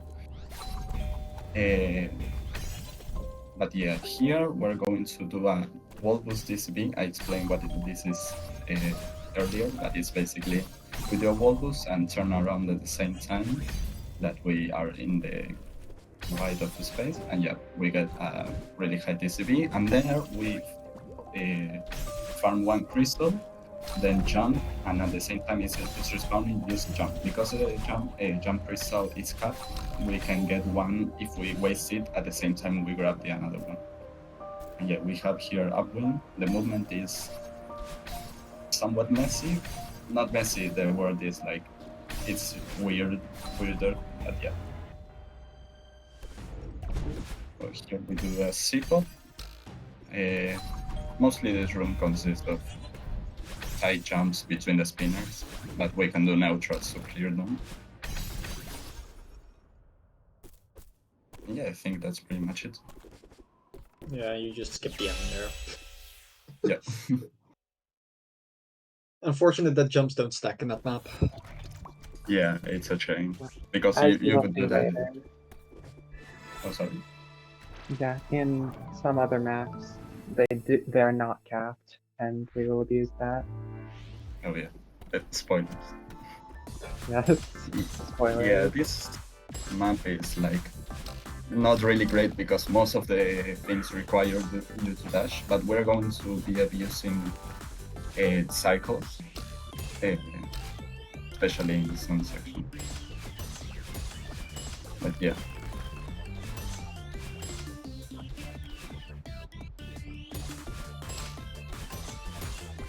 Of course, there are still some stupid skips like this one, Oh, yeah. where we just phase through that bumper somehow. It saved time Oh, yeah. 90% too. Yeah, it's because there's like a time that it takes for the bumper to like restart, if you could say so. So we can phase through them. This is going to be useful in some parts and not really useful in some others that we're going to need a dash because of that, but it evens out. Here, The Oh, cool yeah. thing about well, Sorry. you can stall for cycles to have, because the bumpers go in a cycle. If they leave, and then you, on the next cycle, you can catch them, so you don't have to keep up. And this is my one contribution to this map.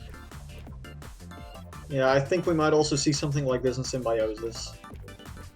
Oh yeah. Yeah, there was other stalls as well. I think here it's a sample of. Yeah. No. Sorry. I didn't say anything.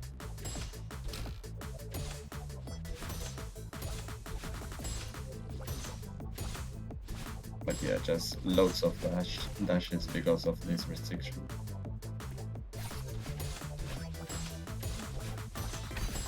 Oh yeah, we can hit that bumper. Oh,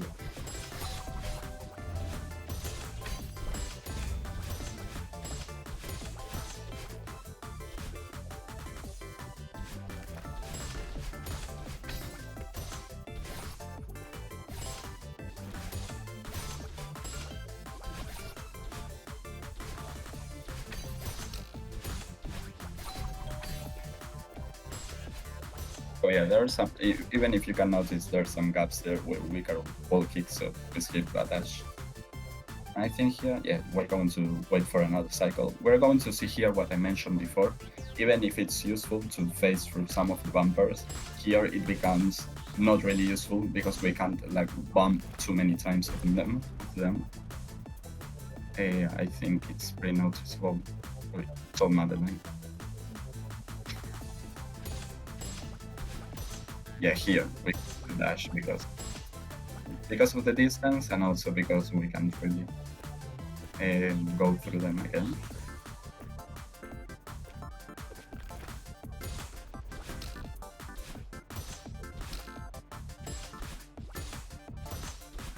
Oh yeah, I should mention those. Those springs retain your speed, well, and gain you a lot of speed, so that's why we need to dash through them.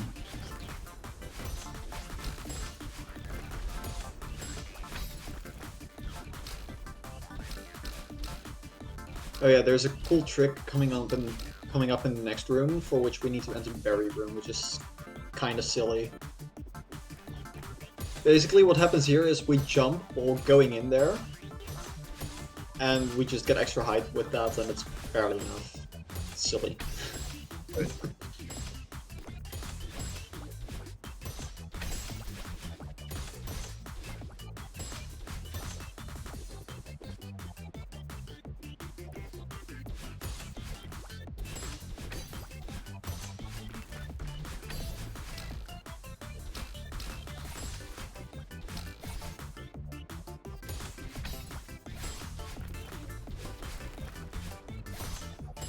Yeah, and luckily you can do a lot of things unintended in this map because it's just too close, but yeah, that's why the dash count is so fun. Yeah, that's it.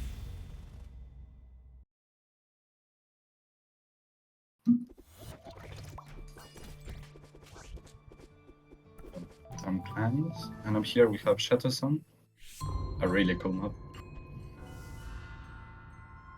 kind of said how, like, I believe it was Elatas who tests, like, basically, like, the entire map, and then we found something. Something. Oh yeah, that's the cassette lift boost. If you don't know, if you are inside, then well, you get more jump, more height. Sorry. At least we Yeah. still got to use this. Yeah, this is going to be pretty normal until it isn't. So yeah.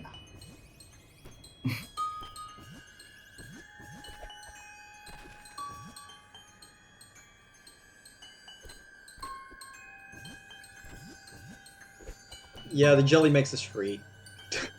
Yeah, basically.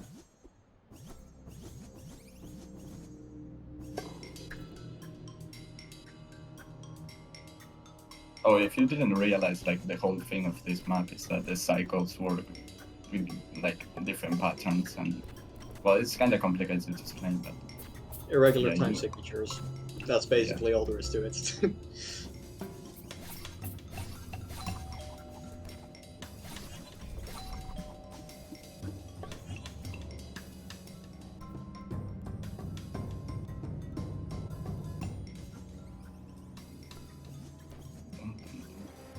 Unfortunately, you have to dash here, but like... Yeah.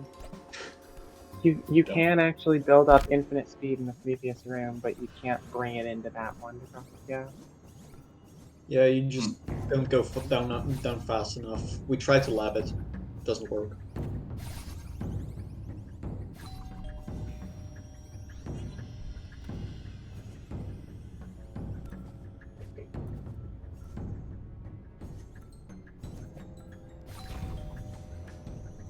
Oh yeah, there's also that other skip that people use, where you use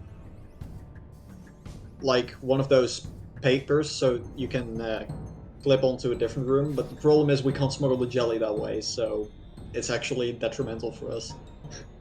Yeah, that's it. So here, well, Average cassette race. oh yeah. And I guess this is first cassette raise, so I could probably explain that. Cassettes go up and down. They go up when they turn on, they go down when they turn off. Well, they go up right before they turn on and down right before they turn off, so they're like, hey, I'm going to turn on. Then you're in them, so they don't turn on. And then they don't go down because they never are like, hey, I'm going to turn off, because they are never on. So if you repeat this, they will go up instantly. Yeah. This is going to be very important later, but for Yeah, now, there are some more intricacies with these blocks, but for now it's not relevant. We'll get there when we get there. yeah. Yeah, considering these are like custom entities, it works differently between them, but yeah, that's the basic idea. Oh, we don't collect this cassette, by the way. So true. Okay, that's it.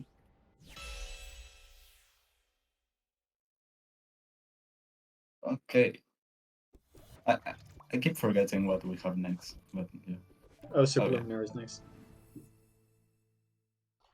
Also known as Death Warp. Oh yeah.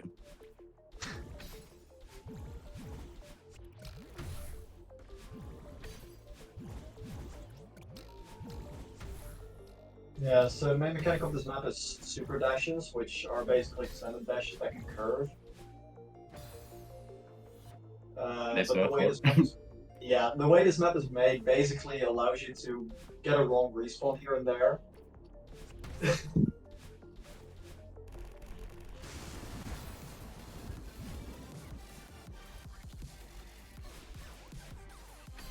Yeah, this is going to be... Oh. Yeah, sorry. Yeah, sorry.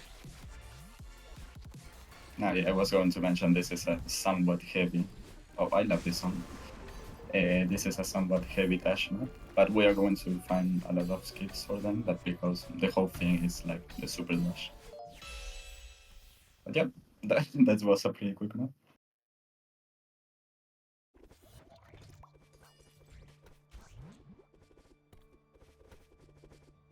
Next up, Nulumbo.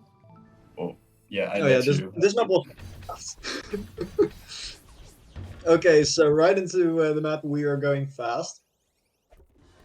Basically, whether we go fast or slow depends entirely on what the screen has to offer. Like, for example, right here in Veranda, we go slow. Because you can just skip half of the screen. You get barely enough speed to go over there. And yeah, other screens are just pure copies from any percent. Also, And this map is flat as well. one annoying thing about this map is same thing with Golden Alleyway actually. Like, there are swap blocks that toggle, and they are really in the way sometimes. So dashes are usually saved in pairs.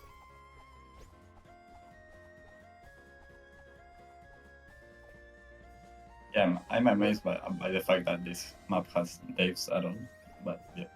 they're pretty Yeah, cool. Opulence is very stupid. Anyway, copying from any percent really helps because any percent also just tries to avoid grab frames, which means that they can't just dash into everything.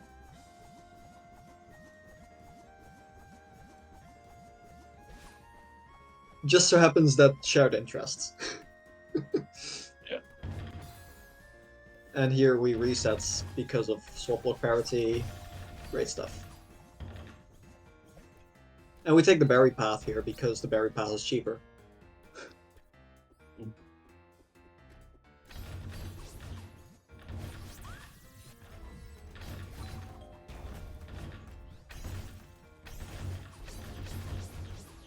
And unfortunately you have to do all these dashes. It's just parity issues all the way. Really annoying.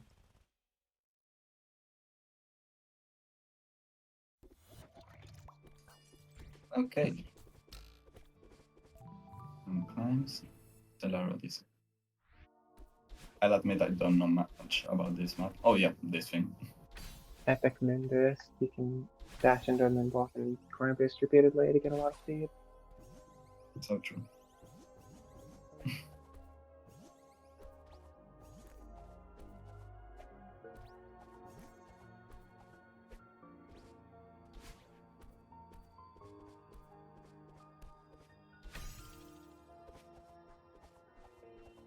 Oh yeah.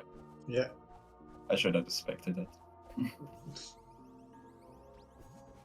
A lot of this map is just exploiting extra jelly. Yeah.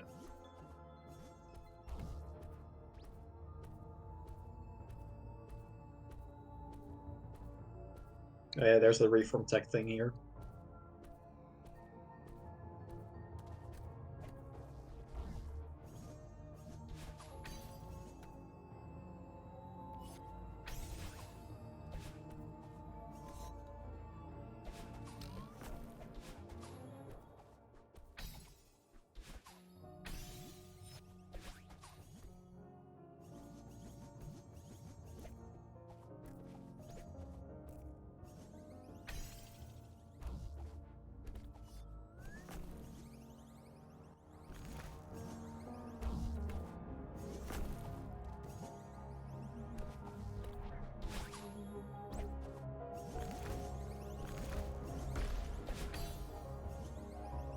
Oh.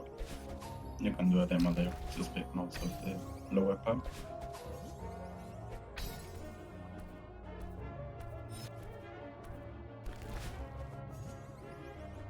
You know, most normally you're supposed to do like a lot of tricks here, and it's really cool. But we just skip every single trick.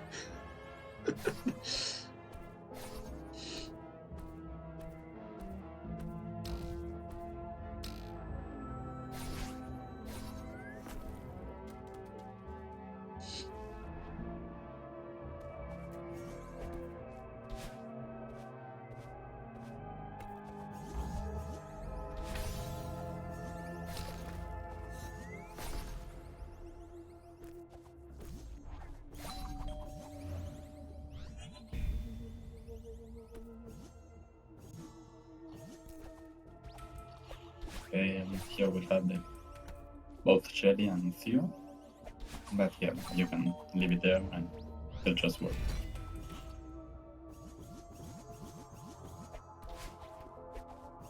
This is where the TAS gets incredibly cursed though. Yeah. Yeah, mostly because of the different properties and the fact of Theo does that thing when it's in the spinner. So yeah, it's bizarre to say the least. But yeah, we need to keep the jelly because it still saves dash. So even if we need dashes to get into it, it's good. Oh yeah, the ladder.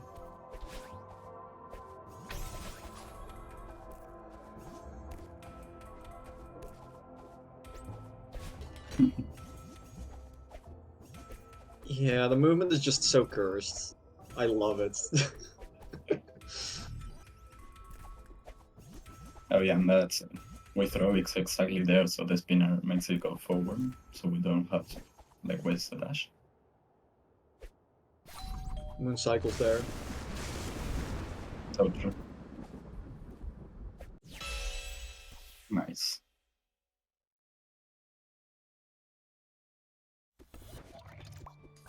Okay. We have 74. Well, this map is basically dashless, so it's a copy of any percent. I could explain some of it. We're going to skip here to the third room by doing that pipeline. Yeah, I have some notes here, but yeah, it's just explanation. There's nothing much new to it. There's one funny thing where originally there wasn't a file for this because we thought we could just copy any percent. But then, like, when I watched the any percent showcase, I remembered that they used 2 dashes at the end. So we actually had to make a new file, or well, like, have an actual separate file, where our final room is different, because otherwise we wouldn't be optimized for that one room. Yeah. Yeah, we would have 2 dashes instead of 1, but now we have 1. Let's say dashless white. Horrible. Yeah. I also should typed this map explain- RTA. Oh yeah. The reason why we go through those spikes is because the angle it's not 360, it's like 359.9. So yeah, we basically have really little velocity. Oh, I love this map. I basically did like a 2000 frame save from the draft because it was somewhat unoptimized. This room is really close to being 1 dash, but it just barely doesn't get it. But yeah. Oh yeah, I also saved like 2 dashes, but yeah, it's mainly because of moment. We're going to go through the cycles here. We have to wait a little bit, but it's no worries. But yeah, some of the gaps here are just barely not able to be done dashless, but some of them are. Here, unlikely we have to use a lot of dashes, but it's fairly optimized. We go up here so we can catch the cycle. We wait here to go up because we cannot clear the gap. Yeah, we also have to use dashes here to activate these triggers. Yeah, that was speed. I believe that in this map, all 3 huge mess orders are the same amount of dashes. I don't know if that changed after your improvement, and that I just did the one that was fastest when I was drafting this. Oh yeah, right. Drafted this. But yeah, some of the movement here that seems weird. It's mainly because of the cycles. Oh, we restart here because we happen to be really close, so it's actually faster, even though there's 71 frames that we are inactive. Yeah, this whole thing is really weird. The way we're managing stamina is because we're doing wall boosts and turning around, but we can't keep really those subpixels, so this part was really difficult to test. Now here we have like the 2 dash saves I found. You can do this thing dashless by barely hitting the spring in a 3 frame window, and we also are doing DCBs off of the platforms. Yeah, Tyrant. Yeah, it's fun to have the cycles, but at the same time, it can really hurt because it throws away many saves. Oh, and here we're going to have like the fun part of the task.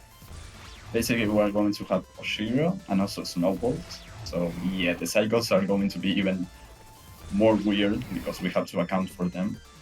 Here there was like a lot of wait before because we had to wait for a Oshiro cycle, but I managed to save it, and it's super weird. Look. Yeah, I don't know how that works, to be honest. And yeah, I'm not sure who tasked this part. I didn't even.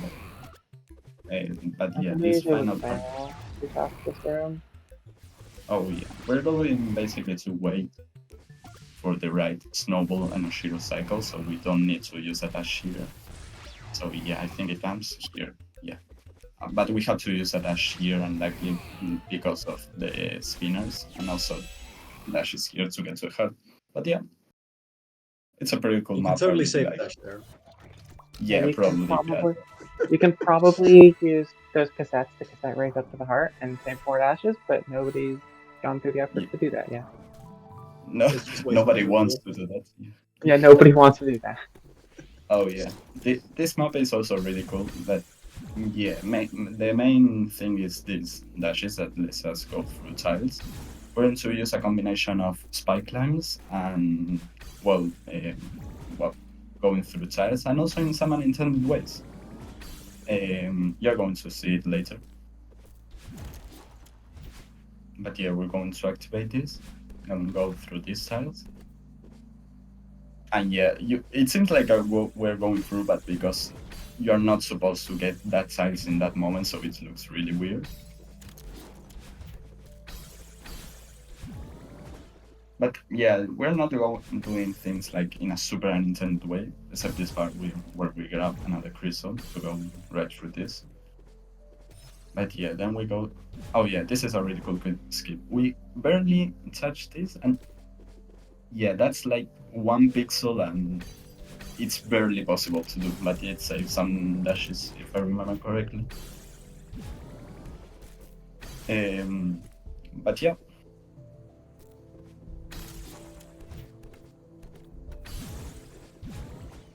Also, yeah, the moments you see we're stalling it's because of the crystals, and yeah, this map as a whole looks really weird because we're not intended to activate the switches in those moments, so it looks like we're freezing through tiles.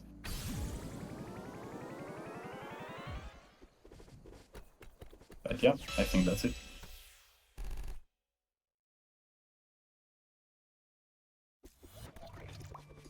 Okay. Up next we have I think Expand, this was the final map drafted. It's done. Yeah. Well, there you saw Amanda. Yeah. That dash save at the start right there is really precise. There's like multiple things going on there, and we had both Creepy Cat and Tyrant looking at that. Yeah. But yeah, it's basically to manipulate our Y position so we get a delay ultra earlier. That's like what's used to save. Oh yeah, and that drop jelly goes there. That's really fun.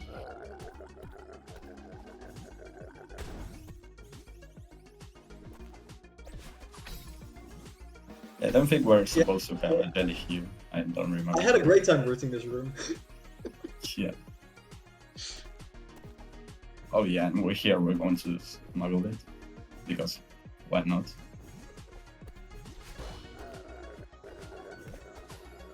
Oh yeah, that's basically a pass buffer slow fall, because otherwise we can't clear that gap unless we slow fall after doing a crouch jump. So yeah, it's really precise, but also it works.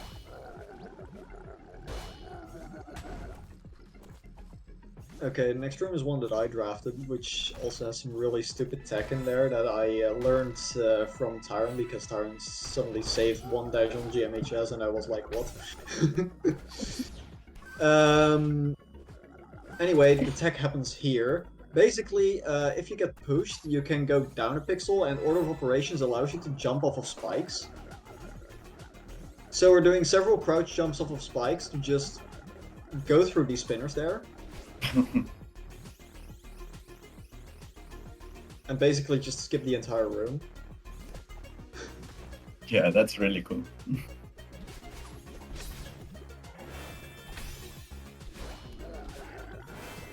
To be honest, I tried to take a look at this map, but it looks just so scary. I'm glad there was a lot of dash saves here. Oh, yeah, and this next room is also very funny. We actually we have to climb hop cancel to make that work, which is we climb up, we jump to cancel the climbing onto the block, and the block still thinks we're on it, so we're getting moved up by the momentum of the block, and then we can demo, and we're still moving up during that demo, even though our demo is completely horizontal. And yeah, we ignore the orbs because we can't smuggle jellies if we get the battling orbs. Yeah. But yeah, Oh, yeah, those jumps are also really precise. Oh, yeah. There's like 2 ways to do that.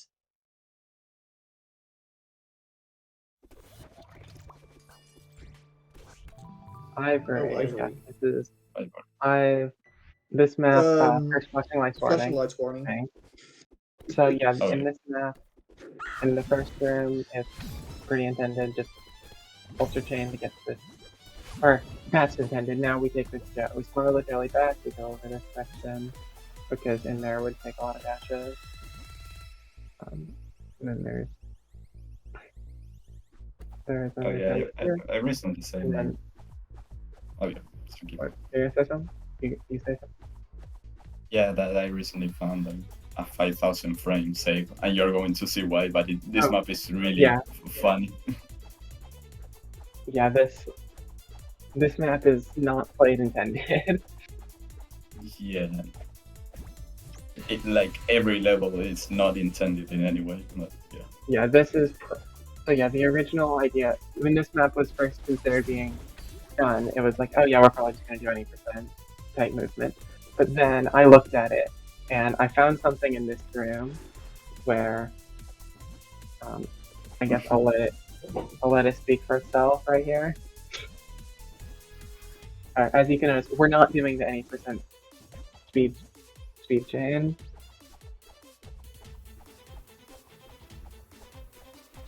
Oh wait, is this? Yeah, is this? This is it. This is the spot. Okay, yeah. So, Yeah, this is the section I said, like 5,000 frames, and you're going to see why. yeah. It's really, really stupid. Grab the jump, go back.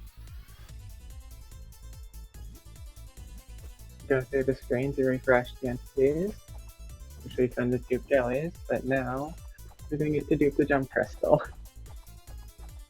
Yeah, so jump crystals aren't like capped in this level, so we're going to farm them. Yeah, jump crystals are not capped, so we have 2 jumps from 1 crystal.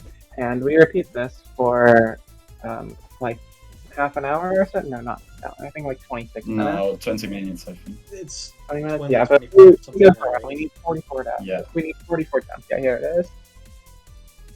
is. Each cycle, I think it lasts like 1,800 frames, around that. So yeah, skipping any of these jumps saves a lot of time if we don't need to waste a jump. But yeah, I managed to find like, I think 3 days ago, that you could skip 3 jumps with a really funny strat. But yeah, we need these jumps. It's nice. Oh, you saved 3 jumps. Okay, I thought you just saved much time in the loop.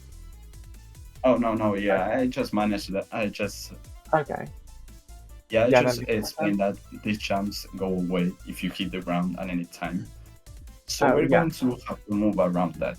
Yeah, it's complicated, but yeah.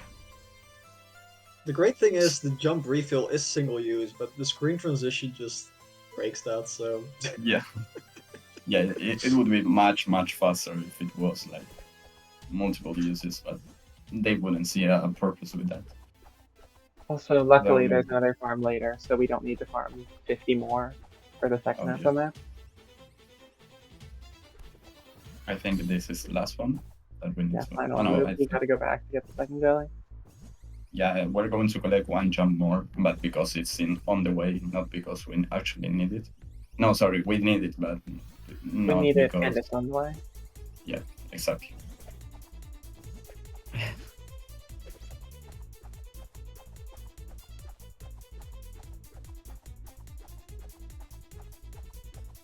Yeah, also testing this map is like a pain because if you put a save state anywhere, you have to see this whole thing unravel each time. So yeah, it's kind of fun. That's nice. But yeah, we're going in this upward section, grabbing this. And yeah, we're good to go.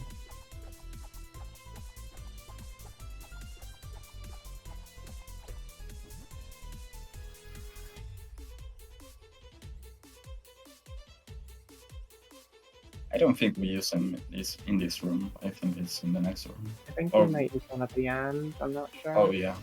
Yeah, we use them sparingly, but in a room we're going to use them a lot. So Yeah, we use as few as we can, but sometimes that's still a lot. Yeah, here we avoid the ground because that would reset everything. So yeah, that's the reason of the weird movement.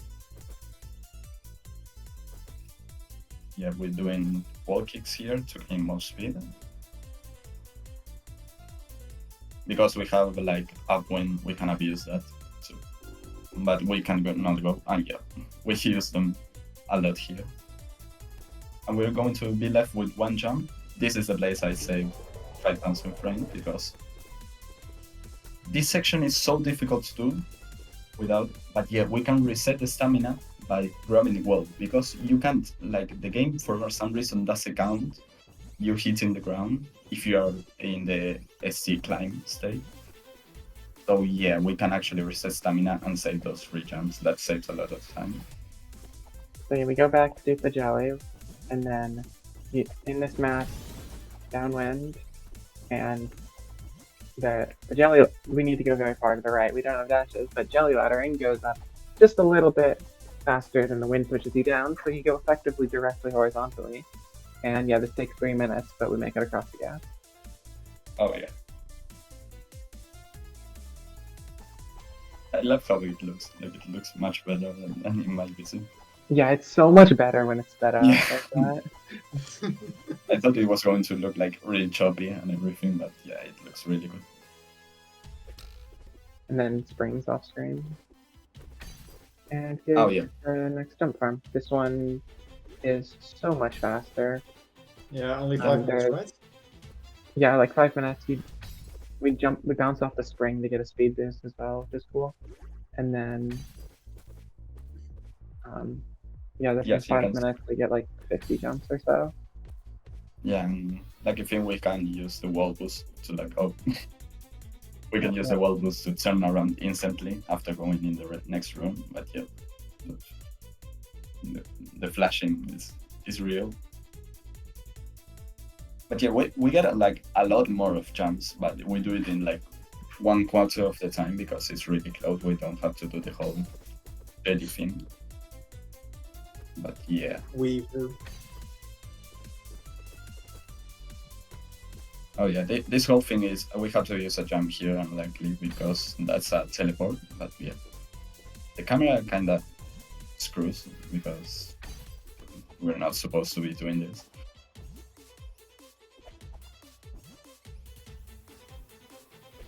This is all supposed to be like fast-paced speed gameplay, but this is the longest map in the Yeah. thing, except for this is the longest normal map, I guess.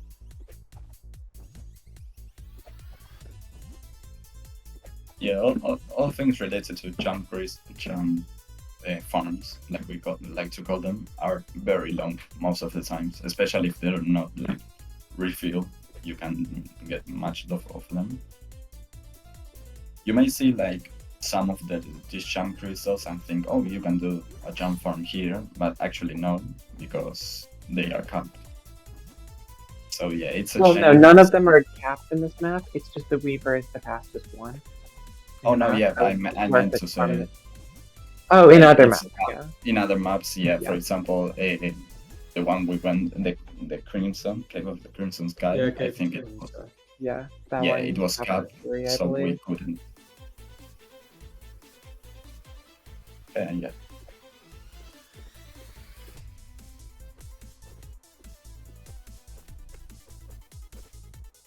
Oh yeah, this movement is really cool.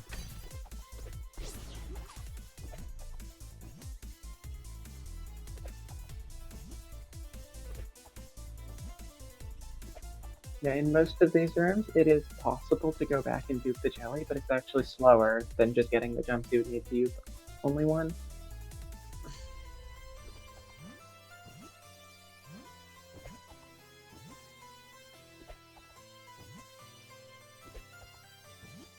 Yeah, this is somewhat slow, but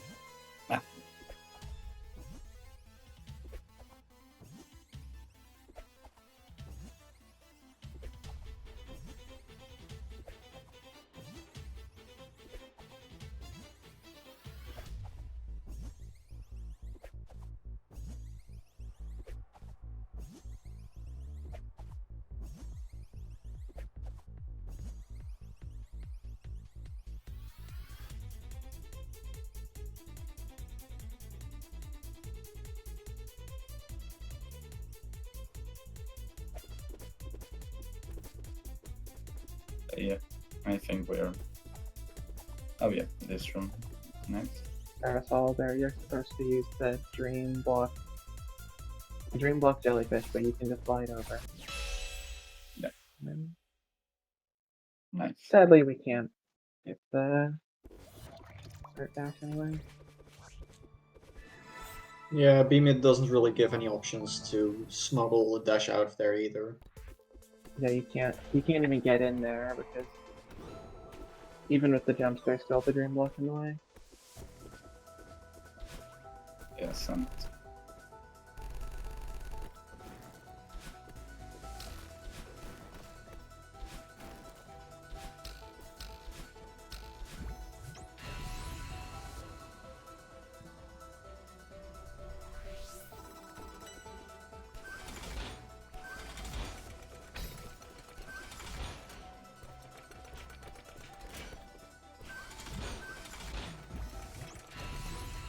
I don't think there isn't much to say about this. To be honest, I haven't looked at this map so much, but yeah. Yeah, this map is really optimized. I looked at it, and the only dash save I found was right here. There's this corner jump chain, and everything else looks completely optimized. Yeah. Really dash heavy, but it's like I don't really see anything being saved.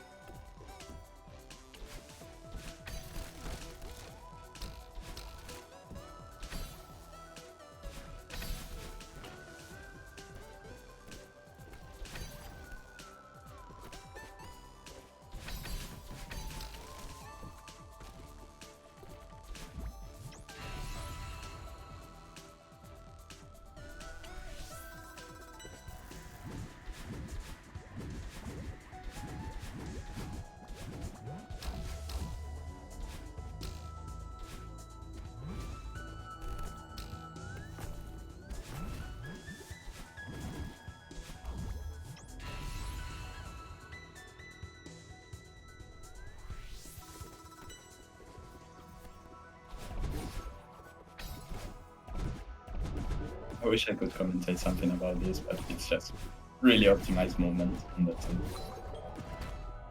Dorner boost. Yeah.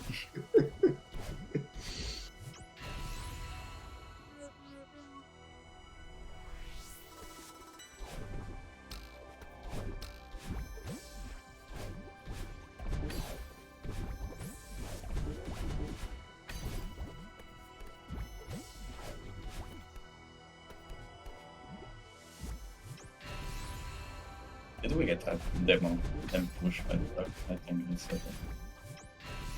that's weird.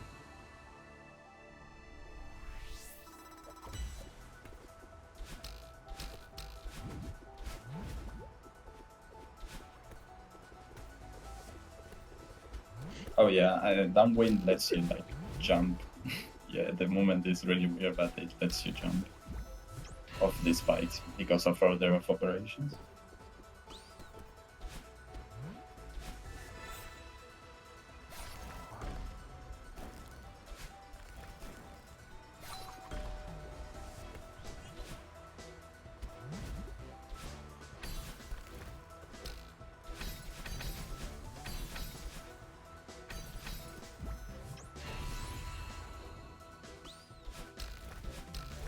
Oh yeah, basically we're doing the thing that we gain control after the battle line orb is because of binos. I'm not sure if I could give like a really proper explanation of them, but yeah, we're basically canceling the state we're in after the animation by interacting with the bino, but not like canceling that interaction. Yeah. Probably Tyrant can explain it a lot better than I do. Oh, yeah. Oh, there's another flash. There's another Yeah. photosensitivity warning in here. more flashing lights warning here. Yeah.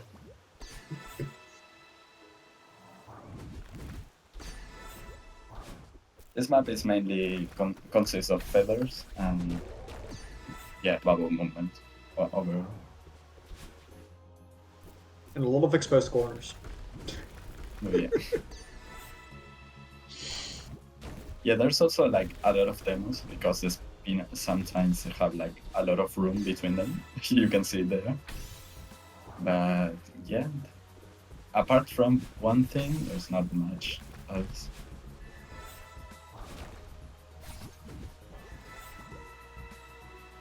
This map is still massive, so it still costs like a lot of dashing, but Yeah, that's a shame, but yeah, feather movement luckily saves a lot of things.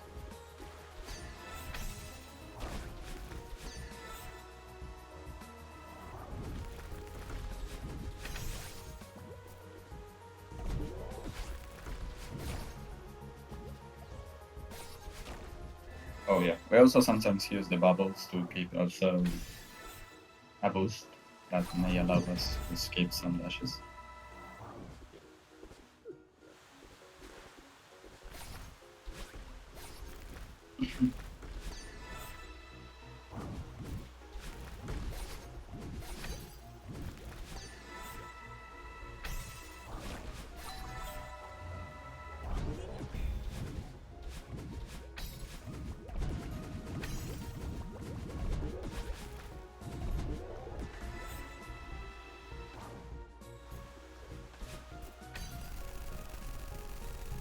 Here's here's the jump farm. This is the other kind where the jump where the refill Yeah. just respawns and isn't capped. So we just stay here for a while. Yeah, the bosses, if you're wondering, are because of slow fall. Because if we jump while having these jumps, we're going to jump and hit the spinners. But if we pause buffer the jump button, we can get a slow fall, so we don't actually hit the bubble. But yeah, that we're going to get a lot of jumps. But this one is much faster than the other ones. Barely like 2 minutes. But yeah. Also, I should mention you can keep the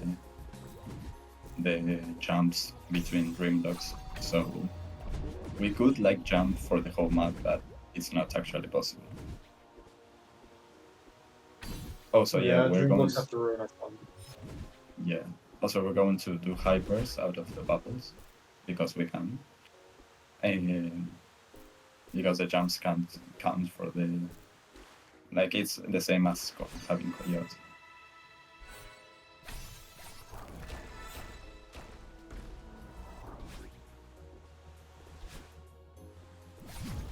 Yeah, here's the dream block, so we can skip that, so we're going to use all the jumps before that to also get the boost and skip a bunch of them.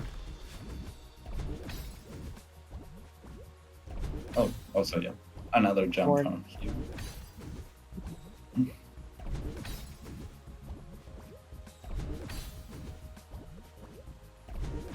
Yeah, this wouldn't be possible in any way if those jump results weren't like didn't reappear because we are in like the middle of the map. But yeah, I think the first one might be. It seems like it would be because it does Oh, very yeah. start of the round. Yeah, it could be done, that one, but this one, no, it isn't. So. Also, yeah, these ones aren't capped, because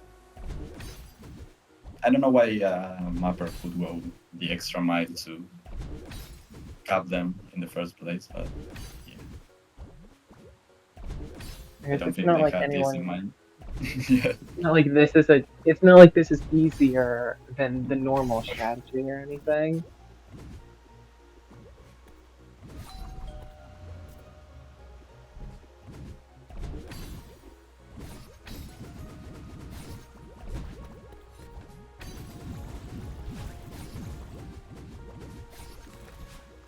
Yeah, we can see it.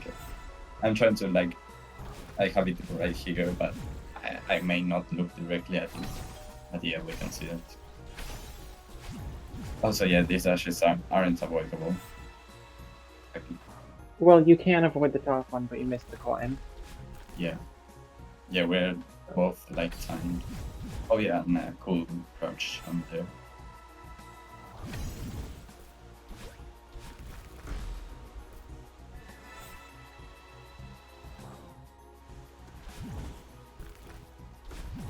Okay, when do we get to Solar Express? I think that's next. Let's go. Because we're in the top left. Yeah, it's not like I'm not having fun, but yeah, I'm really like mostly prepared for that map. But yeah, this map is really cool, I think. Yeah, we And got also, something. yeah. In Final Room, there was an intended skip at the end. I think it's intended at least. It looks pretty intended to me. Okay, yeah, let's go. Well, basically, well, at the start you're going to see the skip. I found that really easily, but yeah, we have moonblock cycles. I need to explain them. So basically, moonblock moves like up and down in this cycle, and like solid sides, you can see it here. That jump is barely possible, but basically when they go up, the spikes like take 1 frame to actually register that. So we have enough gap to, if we jump, if we are in the same place as they move, we can actually jump and regain our stamina. We're going to use them a lot of time. This skip was found by Tyron. You can grab it from here, even with the spikes, and skip this. We're also going to skip the ultras. And also this skip is also found in 80%, but basically if you climb jump the first frame, you don't go up enough, so you can skip the whole upward section. And yeah, also throwing the Theo, and it's faster because our max speed is higher. And this room, these two dash saves were found by Creepy and Alexa, if I remember correctly, and then done by Lucy. It took me like 8 hours to actually sync them because of subpixels. And like the whole channel, the whole chat that cry about subpixels, it was done because Ratatouy saw me cry a lot about this room alone. So yeah, this took a lot, but I'm glad it was finally done. Also, yeah, the music is really good.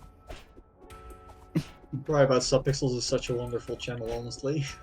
Yeah, you can. Yeah, This one you missed it by 0.005. Yeah, I mean that in general is really. Oh yeah, here we do a multiples, grab the core block, then yeah, it's pretty complicated that we do that. Some of the things are lifted from any percent and not most. Oh yeah, also this hit was found. You can go upwards here. Even if you waste dash, you save 2 dashes. We throw Theo here. And this multiples is the same as any percent, but we skip 2 dashes. This first one to like set up the skip, and the last one that gave some more speed. But unluckily we have to throw Theo, because if not we can't actually preserve the speed. Also, as mentioned before, we can skip this elevator in any percent, but not in min dash because of light speed. We can't actually clip through the walls.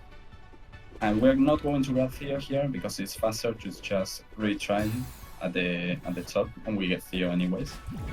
And also, oh yeah, we're going to skip these 2 dashes by going upwards. And also here, by skipping 3 dashes, the platform disappears, so we actually need to do that rerouting. this part is basically the same, but we actually, Alexa, I think, found that you can skip this dash at the end. Thanks, Alexa, for that. And yeah, most of the time that you see... Oh yeah, did you want to say something? Next room is going to be really fun. I know next room is Obelisk. And that's like a thing where Synchro and I theorized some dash save, and it just works, and we just don't do Obelisk. Yeah, the movement was optimized by me, but yeah, the whole thing. You can actually... Yeah, I don't know why this platform is like, you can stand in it. But yeah, you skip the whole Obelisk. This saves 7 dashes from the already optimized route that saved like 5 dashes.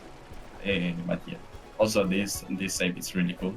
You basically do multiples of the moonblock, and yeah, it saves another dash.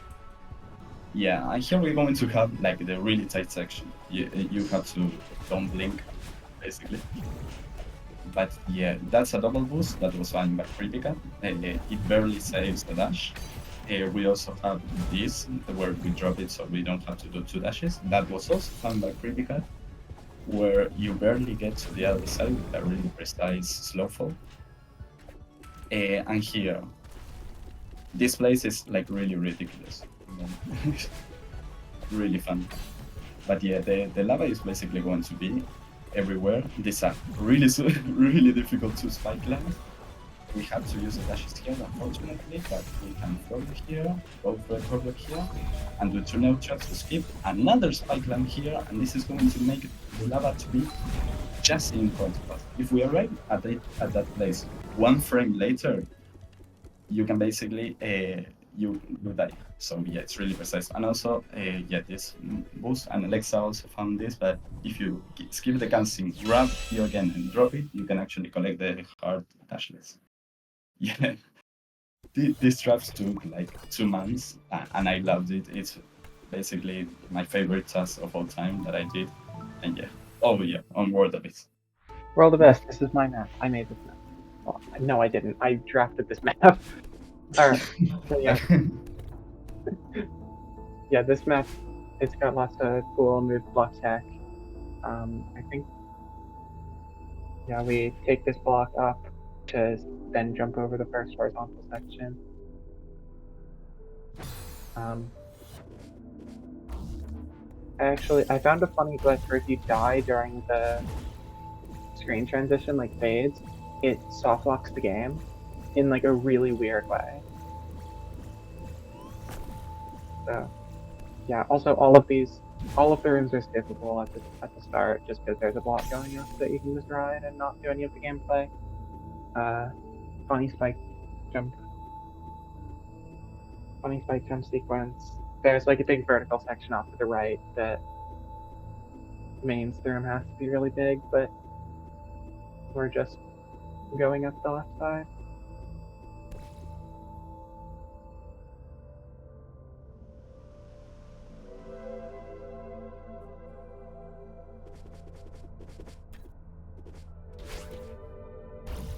I mean, yeah, why do the room if you can just not do the room, right? Yeah. I think that we only do 2 of the rooms in this map. Like, close to intended. So true.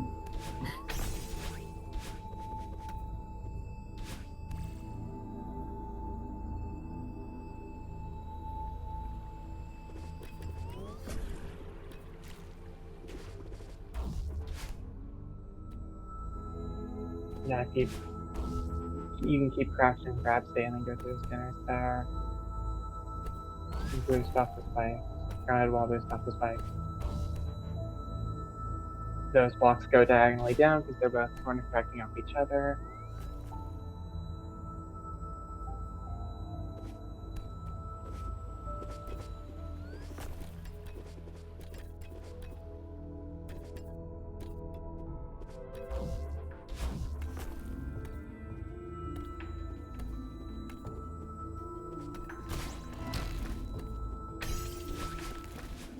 This is actually spinner cycle dependent, so yeah, not drift, so luckily. And then this is one of the rooms that we actually do intend to. One of the sections we have a third of a room. And then this is just stolen completely to make the end. And then here is the other room that's done pretty normally. We love the chill sections. Yeah, you can't really do much going on. There's still some dashes, like actually there really isn't. And then right there, if you die, you get off of.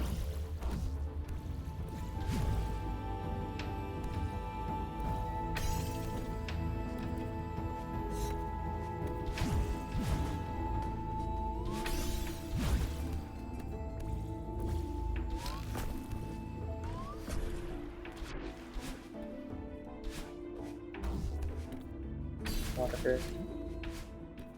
Just get.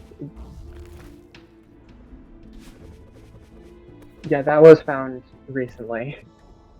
I forgot about that because it wasn't in my draft. And that grounded wall base is also like 0.04 pixels, which is kind of funny.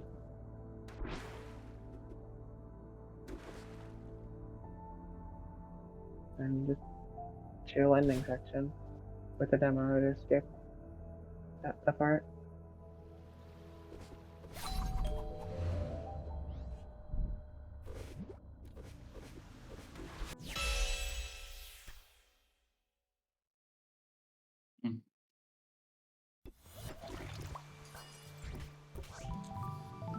Oh yeah, Belly of Phoenix.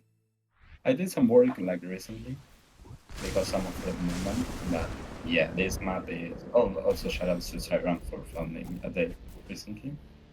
I think regarding to pixels, but yeah, this map is weird. Like we're going to do, for example, bishop's with coyote time. I don't know how to pronounce that. But yeah, also throwing the Theo in that specific section makes it go forward, so we don't have to actually use. We don't have to actually move it ourselves and waste a dash. But yeah, we're going to drop it here, grab the coins, and then go up again.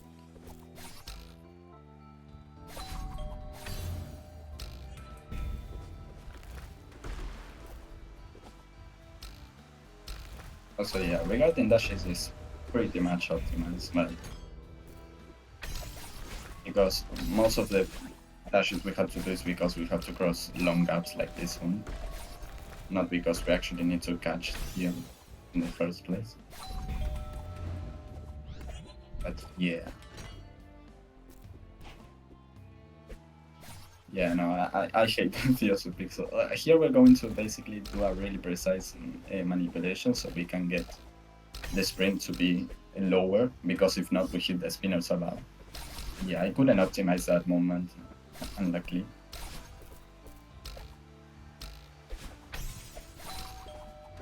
Also, some of the strings give like a lot of speed, so it's not the best.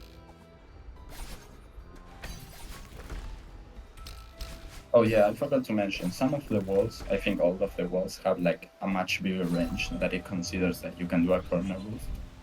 So yeah, we're going to get like a double corner boost much more often, and that helps a lot. But yeah, it doesn't save like a dash or something. So yeah, here it's going to really slowly slide through the wall. And yeah, a grounded wall boost gives us enough place. Also, if in any point like we drop and re-grab Theo in the air, it's because it gives you more distance in the air, and that's pretty useful to clear some long gaps. Yeah, your But, maximum yeah. speed while holding Theo is 70, whereas if you're not holding Theo, it's 90. So Oh yeah. you can get slightly more distance with that. Oh yeah, also because it retains you for a little bit in the air. Not much, but something. But yeah, that's pretty much it. Oh, and fracture.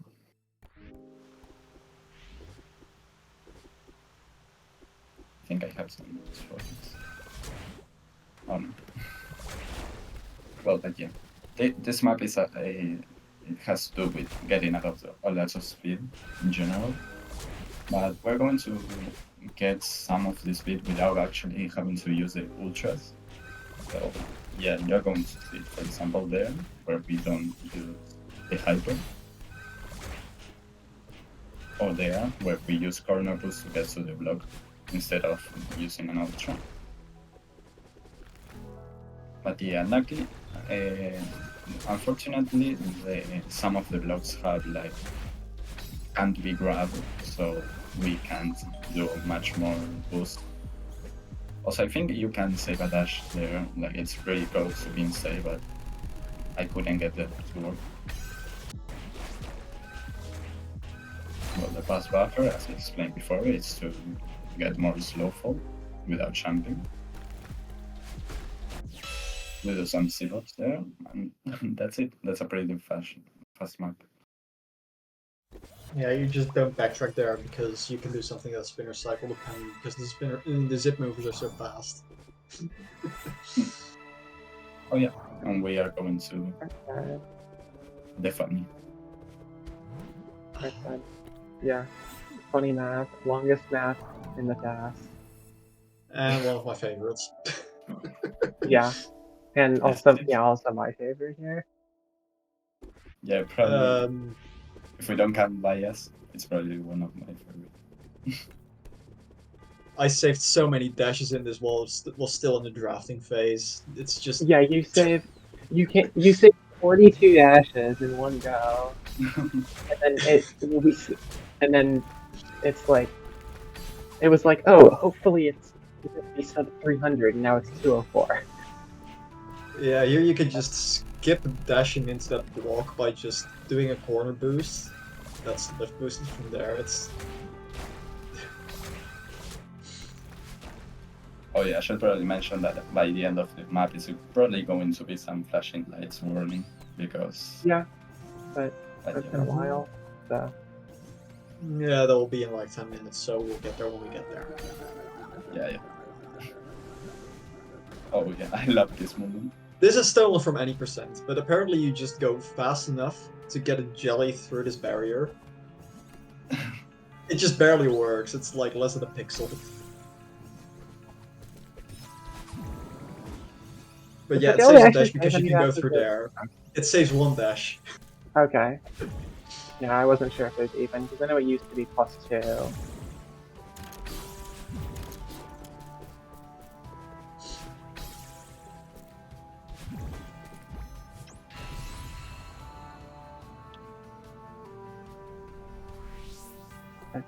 Oh yeah, and no, it hasn't. We still wait for the cutscene, even though it doesn't happen. Yeah, but yeah, you can do that speed chain with just 2 dashes, which is wonderful. And that's parity, by the way.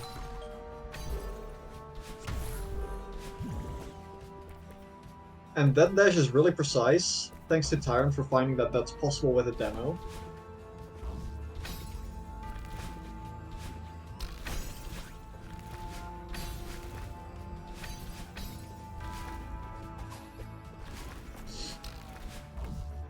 And we end this room with a speed chains.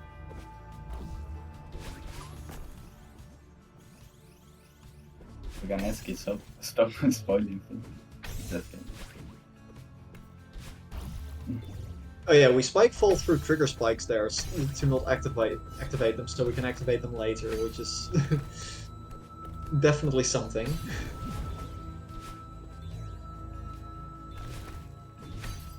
I wouldn't be surprised if this room still had a few dashes.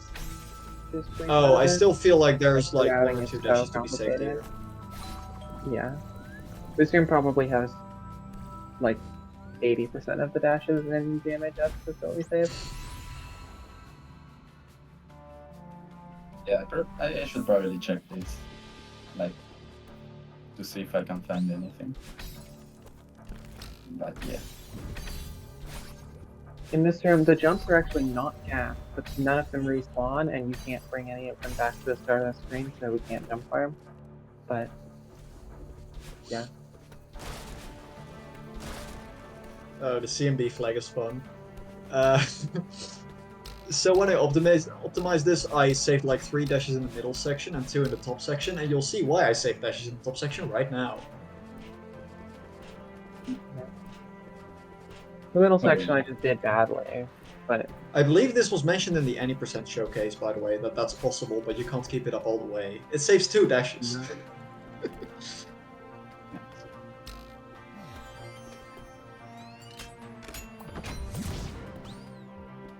before flag. This is actually, you can keep jumps out of this, but it takes an extra dash, and the jumps you keep don't actually end up saving any dashes, or they end up saving 1, but Oh yeah, I love this. it's 1 for 1. It's slower, so. Yeah, so instead we take Everest softlock. Yeah, Another 9 takes the into lamp. Lovely. Normally you're supposed to dash into the battling orb so that a swap block pushes you back, but we don't dash, so... Also, one of those bubbles at the start there, you can bubble out of them horizontally, but only if you've Archie into the bubble. The problem is that it costs an extra dash to get Archie into the bubble. And it's just so annoying. Because a crouch jump just barely doesn't get you enough height.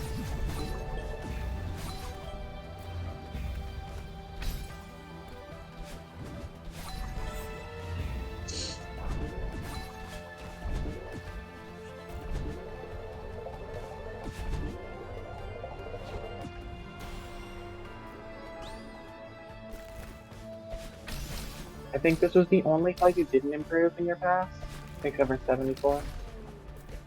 I believe there was... Yeah, I mean, there were like 2 or 3 flags I couldn't improve on, so... Okay. Yeah, even though I don't see like much improvements here, most of the dashes are just... Well, maybe you could save something now and then, Yeah, there always could be something anywhere. of course. And then 6 style. style. Without 6 days.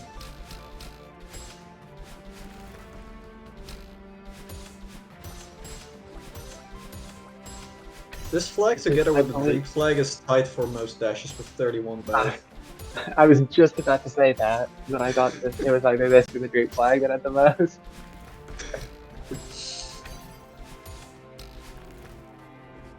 Corner boost.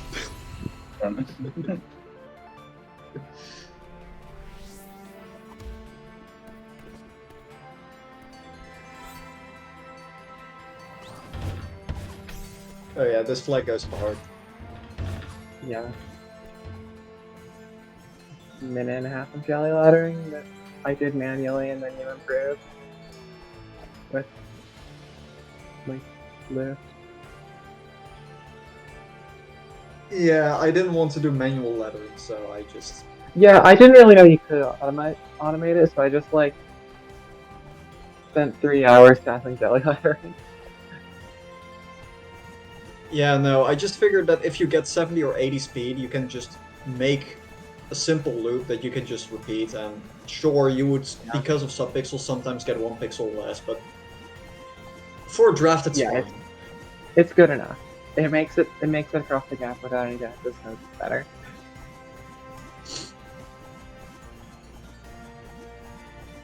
Also, my improvements also improved this visually by adding a blue lantern into the mix instead of 2 reds. It just makes it 10 times better. Yeah, this jelly laddering does look pretty cool. And then there's exposed corner down here, so we can jelly ladder up there at time. Yay. You're supposed to get a speed. You're supposed to get a lot of speed to cross this gap, but that takes practice, so we don't do that.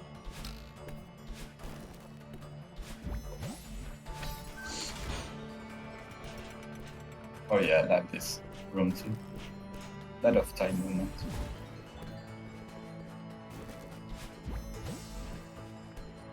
Oh, we ditched the jelly because there's a 6-tile white jelly barrier there that you just can't smuggle over because it's also really tall. You just can't smuggle the jellies. Dang. Also, at the start, in 2K, you can actually save the last dash, but it messes up the first green block.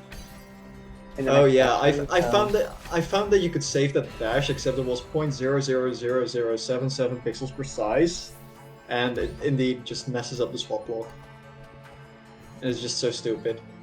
Oh yeah. Yeah. Here we clip the jellies out of the start with the text from earlier where you can go around. You can smuggle a jelly out of this room, but it takes 14 extra dashes, so we don't do that.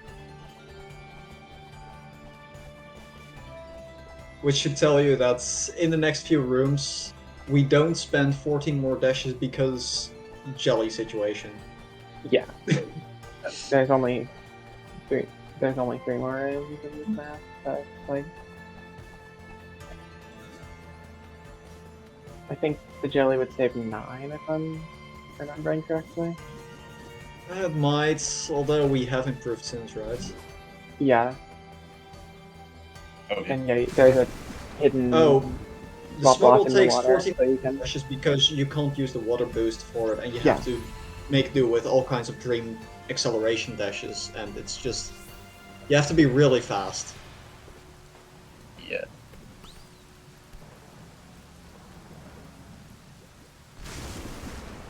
So it takes like 17 or maybe 16 dashes if you're lucky. Yeah, we were. I think for the routing, we were estimating 14 because that was the least that it could possibly take. Yeah. And even with optimistic estimates, it doesn't cut it. Well, yeah, with the improvement in this room, I think the jelly's like even yeah. less good. Because Taran found this funny lift boost situation. Yeah.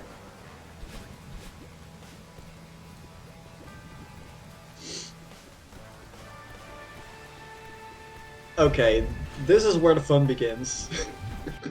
Overclock into 5 corner boosts to Love save to that see. first dash. And now we are going to have another Theo adventure.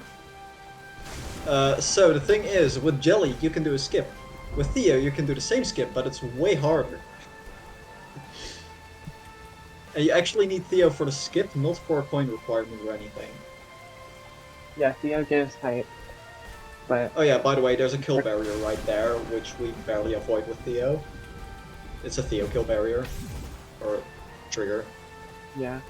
And if we could skip that dash that we used while skipping the turn. Here's the skip.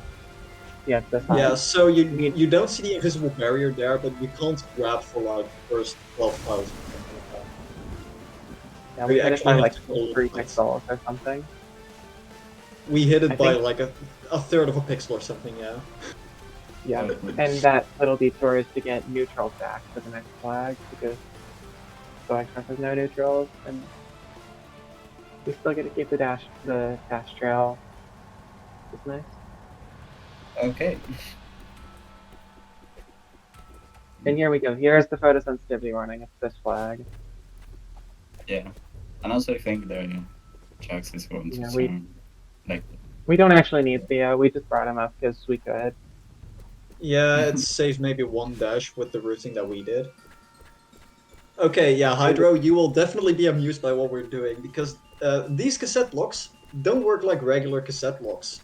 Let me explain a small difference that happens with these cassette locks, which is, these cassette locks go down halfway through their cycle, which means that we only have to stay within the block for half the time they are active, which allows us to jump off of the blocks while raising them. Yes. I So can we continue my broke life. the entire flag. Yeah. Just watch. Simplified graphics is going to be turned on for while we are inside the clouds.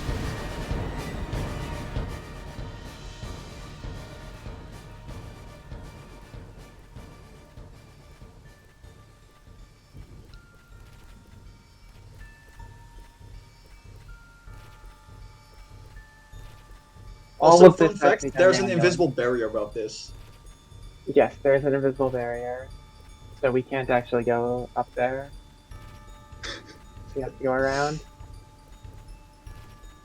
And yeah, this This entire raising sequence had to be done completely manually by me and Obvi. Yeah, this was a very fun raise. I think you did most So of we're it. And yeah, did the I ended up job. doing most of it.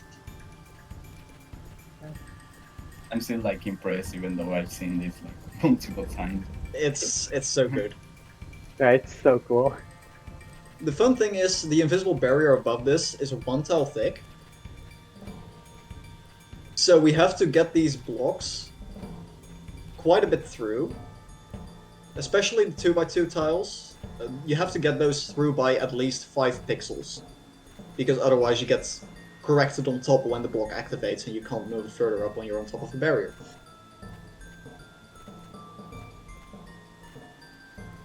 So yeah, that's that part. Now we're moving up this red No, we block need on to the right. do the red one. Yeah. This was one of the things that took the longest to TAS. The great thing was Issy was originally supposed to like be drafting flag 1, but then I came in and said I solved flag 1. Yeah. And we still had to redo it multiple times because we found because the jelly smuggle was originally worth it, but then we found Anyway, that's the but regular then we part of a found flag. this first skip with the jelly, but then now we found it without it. Okay, simplified graphics can be turned on now. I think. Yeah, we'll be in these clouds for like. Oh, yep, here we are. We're on top of the invisible barrier, so it's invisible. And here's the box that we're gonna set up into. You'll see. Yeah, this is one of the greatest breakthroughs we had with this mid dash. Yeah. It's just. This is never before seen tech right here, except if you've watched the GM adjustment dash already. Like, it's currently looking like nothing, but. And yes, we're standing on an invisible barrier. Just raising the red block right now. Eventually we get to a stable cycle, in which case we have to, like, after 77 loops, fix our subpixels. Yeah, I believe this raising is perfect. I think that, like, the setup sections are... Oh, now we're in the loop. So now we're not standing on the invisible platform, but we're still raising all the blocks. We're raising each block individually by 2 pixels along 2 cycles, which means that we're going 1 pixel per cycle. And yes, this is the flying machine. Yes, we need to get on... We will get on top of the level now. This is not going to play for the entire time. This is half of this flag. Yeah. Because there's still the section at the end that we need to do. Flying machine 1. Oh yeah, this is a speed. Oh yeah, speed up. Just because this takes 20 minutes. This takes like 20-25 minutes, something in that range. Yeah. Well, I guess it's... Because we get into flag 1 at 12 minutes. So it would be like... Maybe like half an hour each. I think the second one's longer though.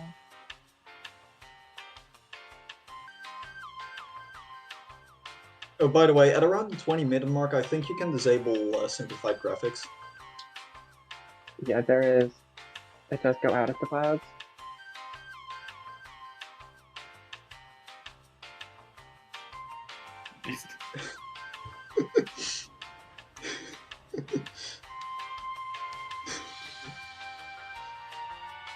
Oh, how many dashes did he say? Okay, so, fun fact, with the original flying machine that we drafted, which was in the dashless maze section, so that you could get in the dashless maze section without any dashes and then regain your dash eventually. This flying machine, combined with that flying machine, would save 2 dashes.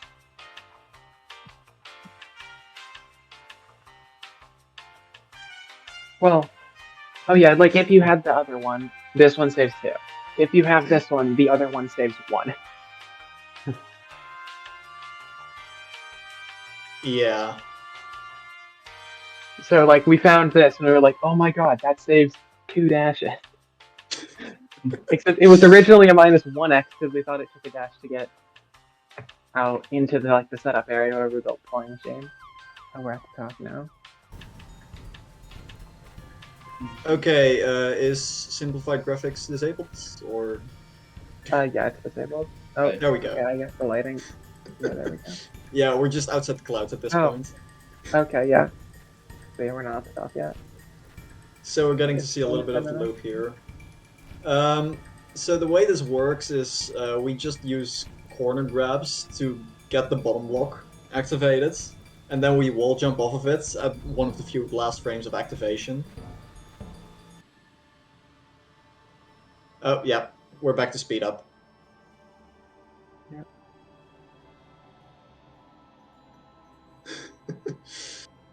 So true. The first flying machine actually used 5 blocks. As I said, it was in the dashless maze. It used an azure, a magenta, orange, green, and violet. In that order horizontally. And it used them all But on it the was same horizontal level. And basically, we originally assumed that the cassette blocks would only raise if you're inside of them for the entire duration. So even if that's the case, we have a flying machine. So No, the I'm joke sorry, for the Hydro, but you can't just patch this entire cheese. The Even joke if- for the first flying machine was that the first color of the letters spells out a Mogai. Which is why we used azure for the light blue and indigo for the dark blue. Or no, indigo for the purple one.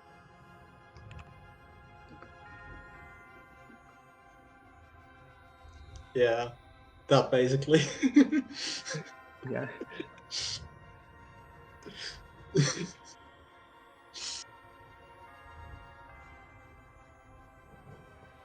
think we're nearing the Oh, top. for normal cassette blocks, Sorry. it's only 90%, not 100%. Cool. Well, that makes Psycho Madness beside a little bit easier. Wait, really? Oh yeah, CMB rate is probably. Wait, that also is that allowed? I really want the cassette quest cycler, the cassette quest raise to work, but I don't think it will.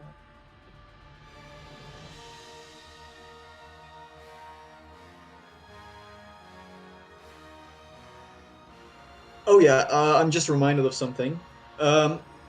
If we could bring Theo to the end, it would save 1 dash. However, the invisible barriers near Battle in Orb right at the start from the intro section, the invisible barriers there are just stopping any Theo clipping from happening.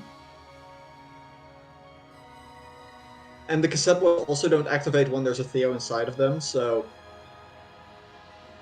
basically we are not allowed to save Theo for the entirety of Flag 1, which is kind of a shame, because it would make stuff so much better. We would have single cycle flying machines, but an extra flying machine to get Theo up. Which would add like 2 more That hours. would be But like, so cool. And then you would use Theo for the hearts at the very end, which is just wonderful.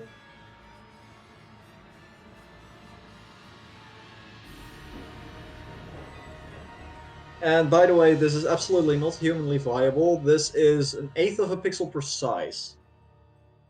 every single time, every cycle. Every single cycle. But thanks for And every clarifying. cycle is 375 frames, by the way, which also was fun to work with because,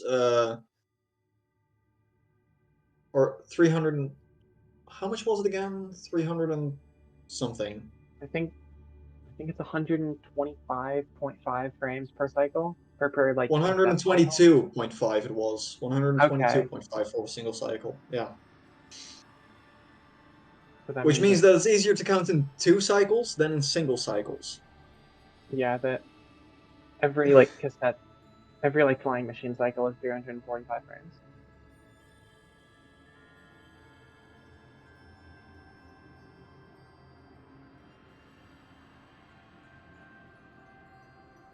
Oh, and the first flying machine actually used to have 3 cycles because of those 5 blocks. Which is why we are no longer using that flying machine. Oh yeah, Oh, the we're gonna get original Leap of one, Faith not soon. this one. With super. Mm-hmm. Yes, we're finally at the top.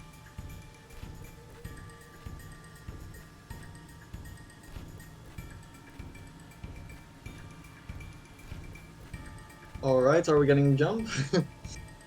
For the jump, of course, we do a test wall jump, which is There we neutral go. into wall boost 2 frames. No. Yeah, there's a lot of invisible On barrier here, that so we just go area. over. Yeah. The only now there's dash this where great we thing. go out to the left. So, y'all know, for whoever knows what this flag is about, the final section is dashless. However, there is a final dash into the bird.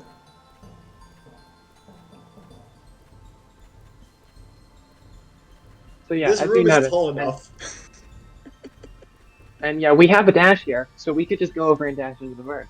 But unfortunately, that's not allowed, so we don't do that. And instead, we build this flying machine, which desyncs every 25 cycles as well. I'm sorry for making a badly synced cycle. We had It to desyncs do that, every but, 26 as well as Oh. every 42. And that's 42? because horizontal and Oh, yeah, vertical well. desync. Oh yeah. There's one annoying thing with this flying machine in particular, which is a lot of the blocks here don't give cassette boost. It's only the middle green one, I believe. That does. Or no, it's the right. No, it's the green. rightmost That's green. what you It's the call it. rightmost green. Okay. So yeah, that got in the way of. That means there's 2 spike chronograbs, both of which are incredibly precise. Yeah, and I'm glad that there's no cassette drifts. Oh, I worked on this flag. Yeah, it was me and Obvi. That's it. Really. Yeah. But like getting these manual setups, that was mostly me, and then you drafted this second flying machine.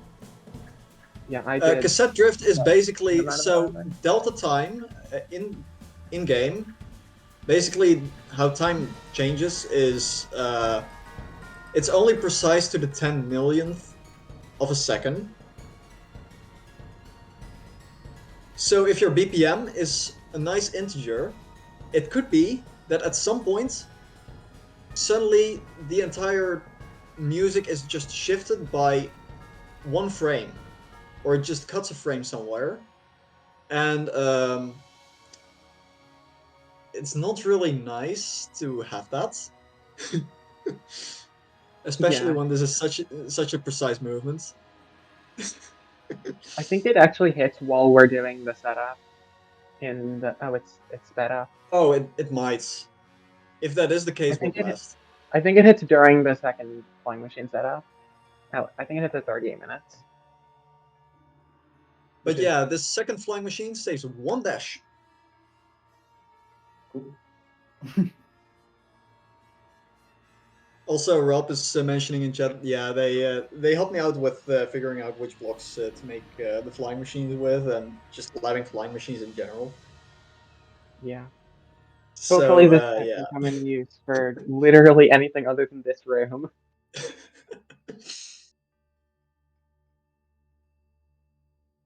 But yeah, we are spending 20 minutes for a single dash save, and it's... Oh yeah, by the way, regarding subpixels for this, this is not 1/8 of a pixel precise, this is 24th of a pixel precise, or slightly over. Which means that we are barely able to correct ourselves with a little bit of slow fall and fast fall.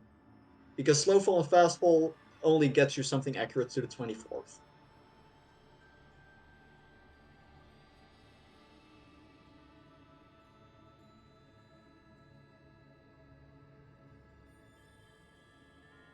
RTA viable flying machine map. You'd put 2x2 cassette blocks in a checkerboard pattern, and that's easy.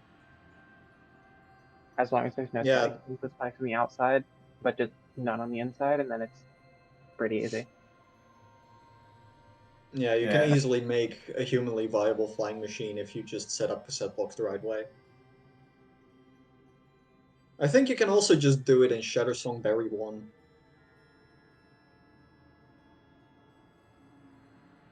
There's a lot of massive cassette blocks in there too. Yeah, also really big cassette blocks, so with like really long off. Or no, that wouldn't work. If you have a cassette block that's just toggling alternating frames, you can do that, I believe. Because you just stand on top, drop, it raises a couple times, you grab it on the side, and then you climb up. sudden.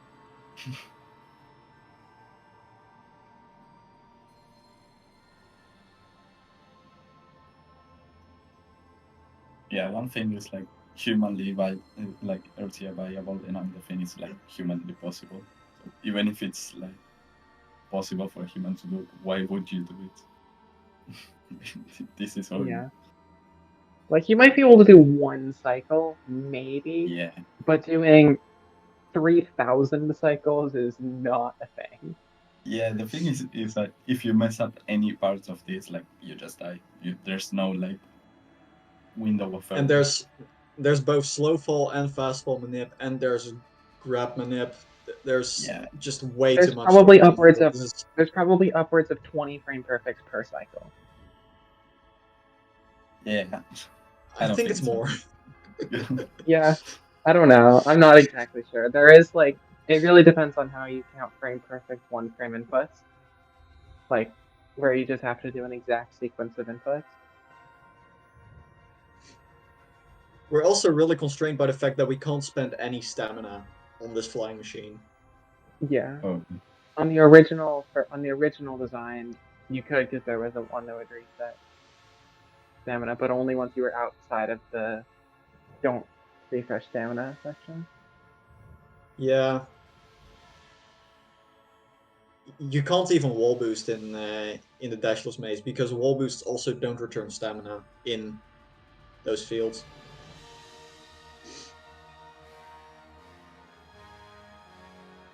Okay. Dash crystals for freeze frame. You're not like staying. You're moving in different spots. It's just like spamming jump arbitrarily. There's no setup for arbitrary inputs. Yeah, no, it could be something like 1 frame slow fall, 1 frame regular fall, 2 frames slow fall, and then re-grab. Yeah, It's it's like grab, 1 frame nothing, 1 frame jump, 1 frame nothing, 1 frame grab, 1 frame jump, 1 frame grab, like just random stuff. Yeah, I don't know. Maybe Artie could do it.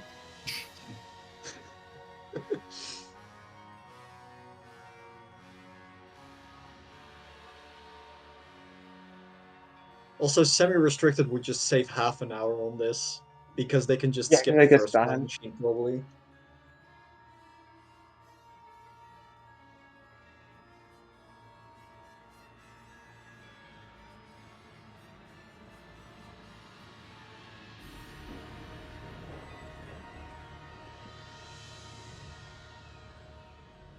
Yeah, this just takes ages. Yeah. Yeah. But, worth it.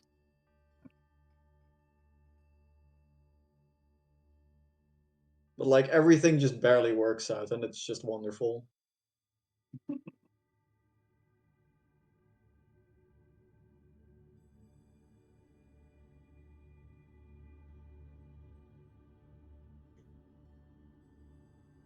We still have to wait like another 7 minutes, I believe, before this is actually done. Not 7 minutes real time, but Oh. 7 minutes Yeah, 7 minutes in in-game. game time.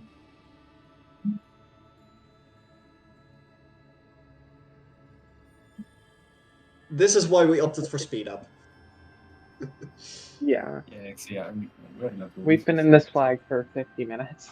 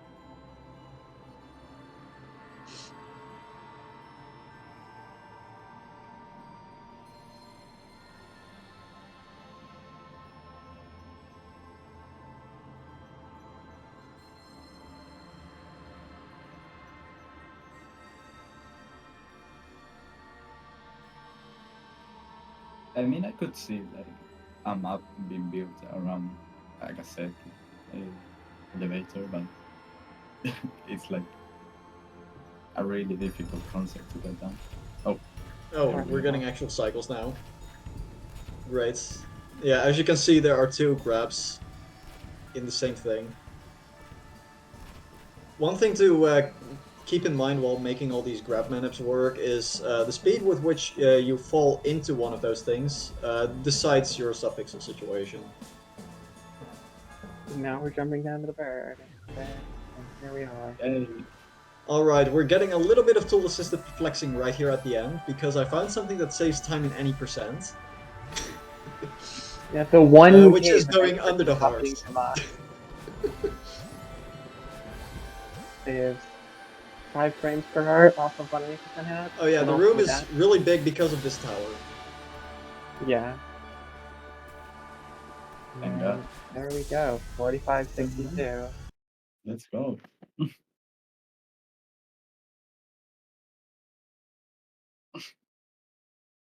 GG.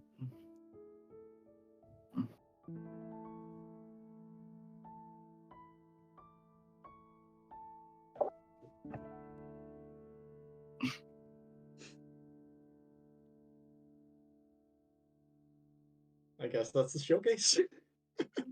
Yeah, there it is. I'm still somewhat perplexed by this whole thing.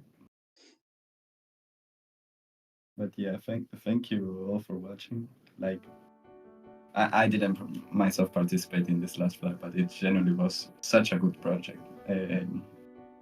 Oh, and also you Well- would join yourself for semi-restricted and unrestricted, if that's your thing, or to optimize restricted movement. We could use that.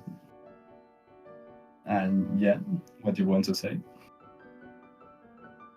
Yeah, I'd also like to thank everyone for making this. There's just such wonderful tricks in all of this, and Oh, yeah, it's just so great to just work together to find all these weird things.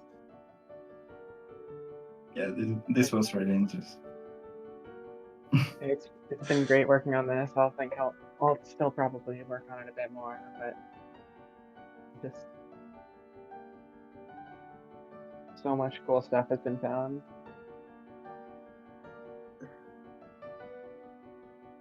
Oh no, we're getting credit dashes. Oh no! Skip the credits. Oh, There we go. wow.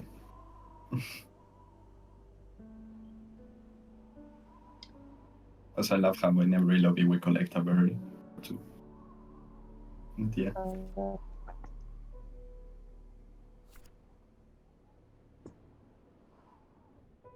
Alrighty. Any final shoutouts from you guys? I'm not sure if Creeping is in the chat, but I'd like to thank him because some of the dashes, like everyone that participated in this, like Lexa, Supervote, I can name from my head, but yet some also people like this was not only fun to do from a task perspective, but also fun to like as a community, like genuinely so much fun to do this thing. So I like to thank. Oh, hi, Agree. Yeah, it was really good. That was my shoutouts are like in general everyone that is in the community. I would also like to thank Ratatouy for just hosting this project in general. It's been a lot of fun. Yeah, I think that's okay. Yeah, I don't really have any thanks. Alrighty. Well, thank you all for commentating. I will give some housekeeping shoutouts here, and then we'll wrap up stream. See ya. Alright, cool.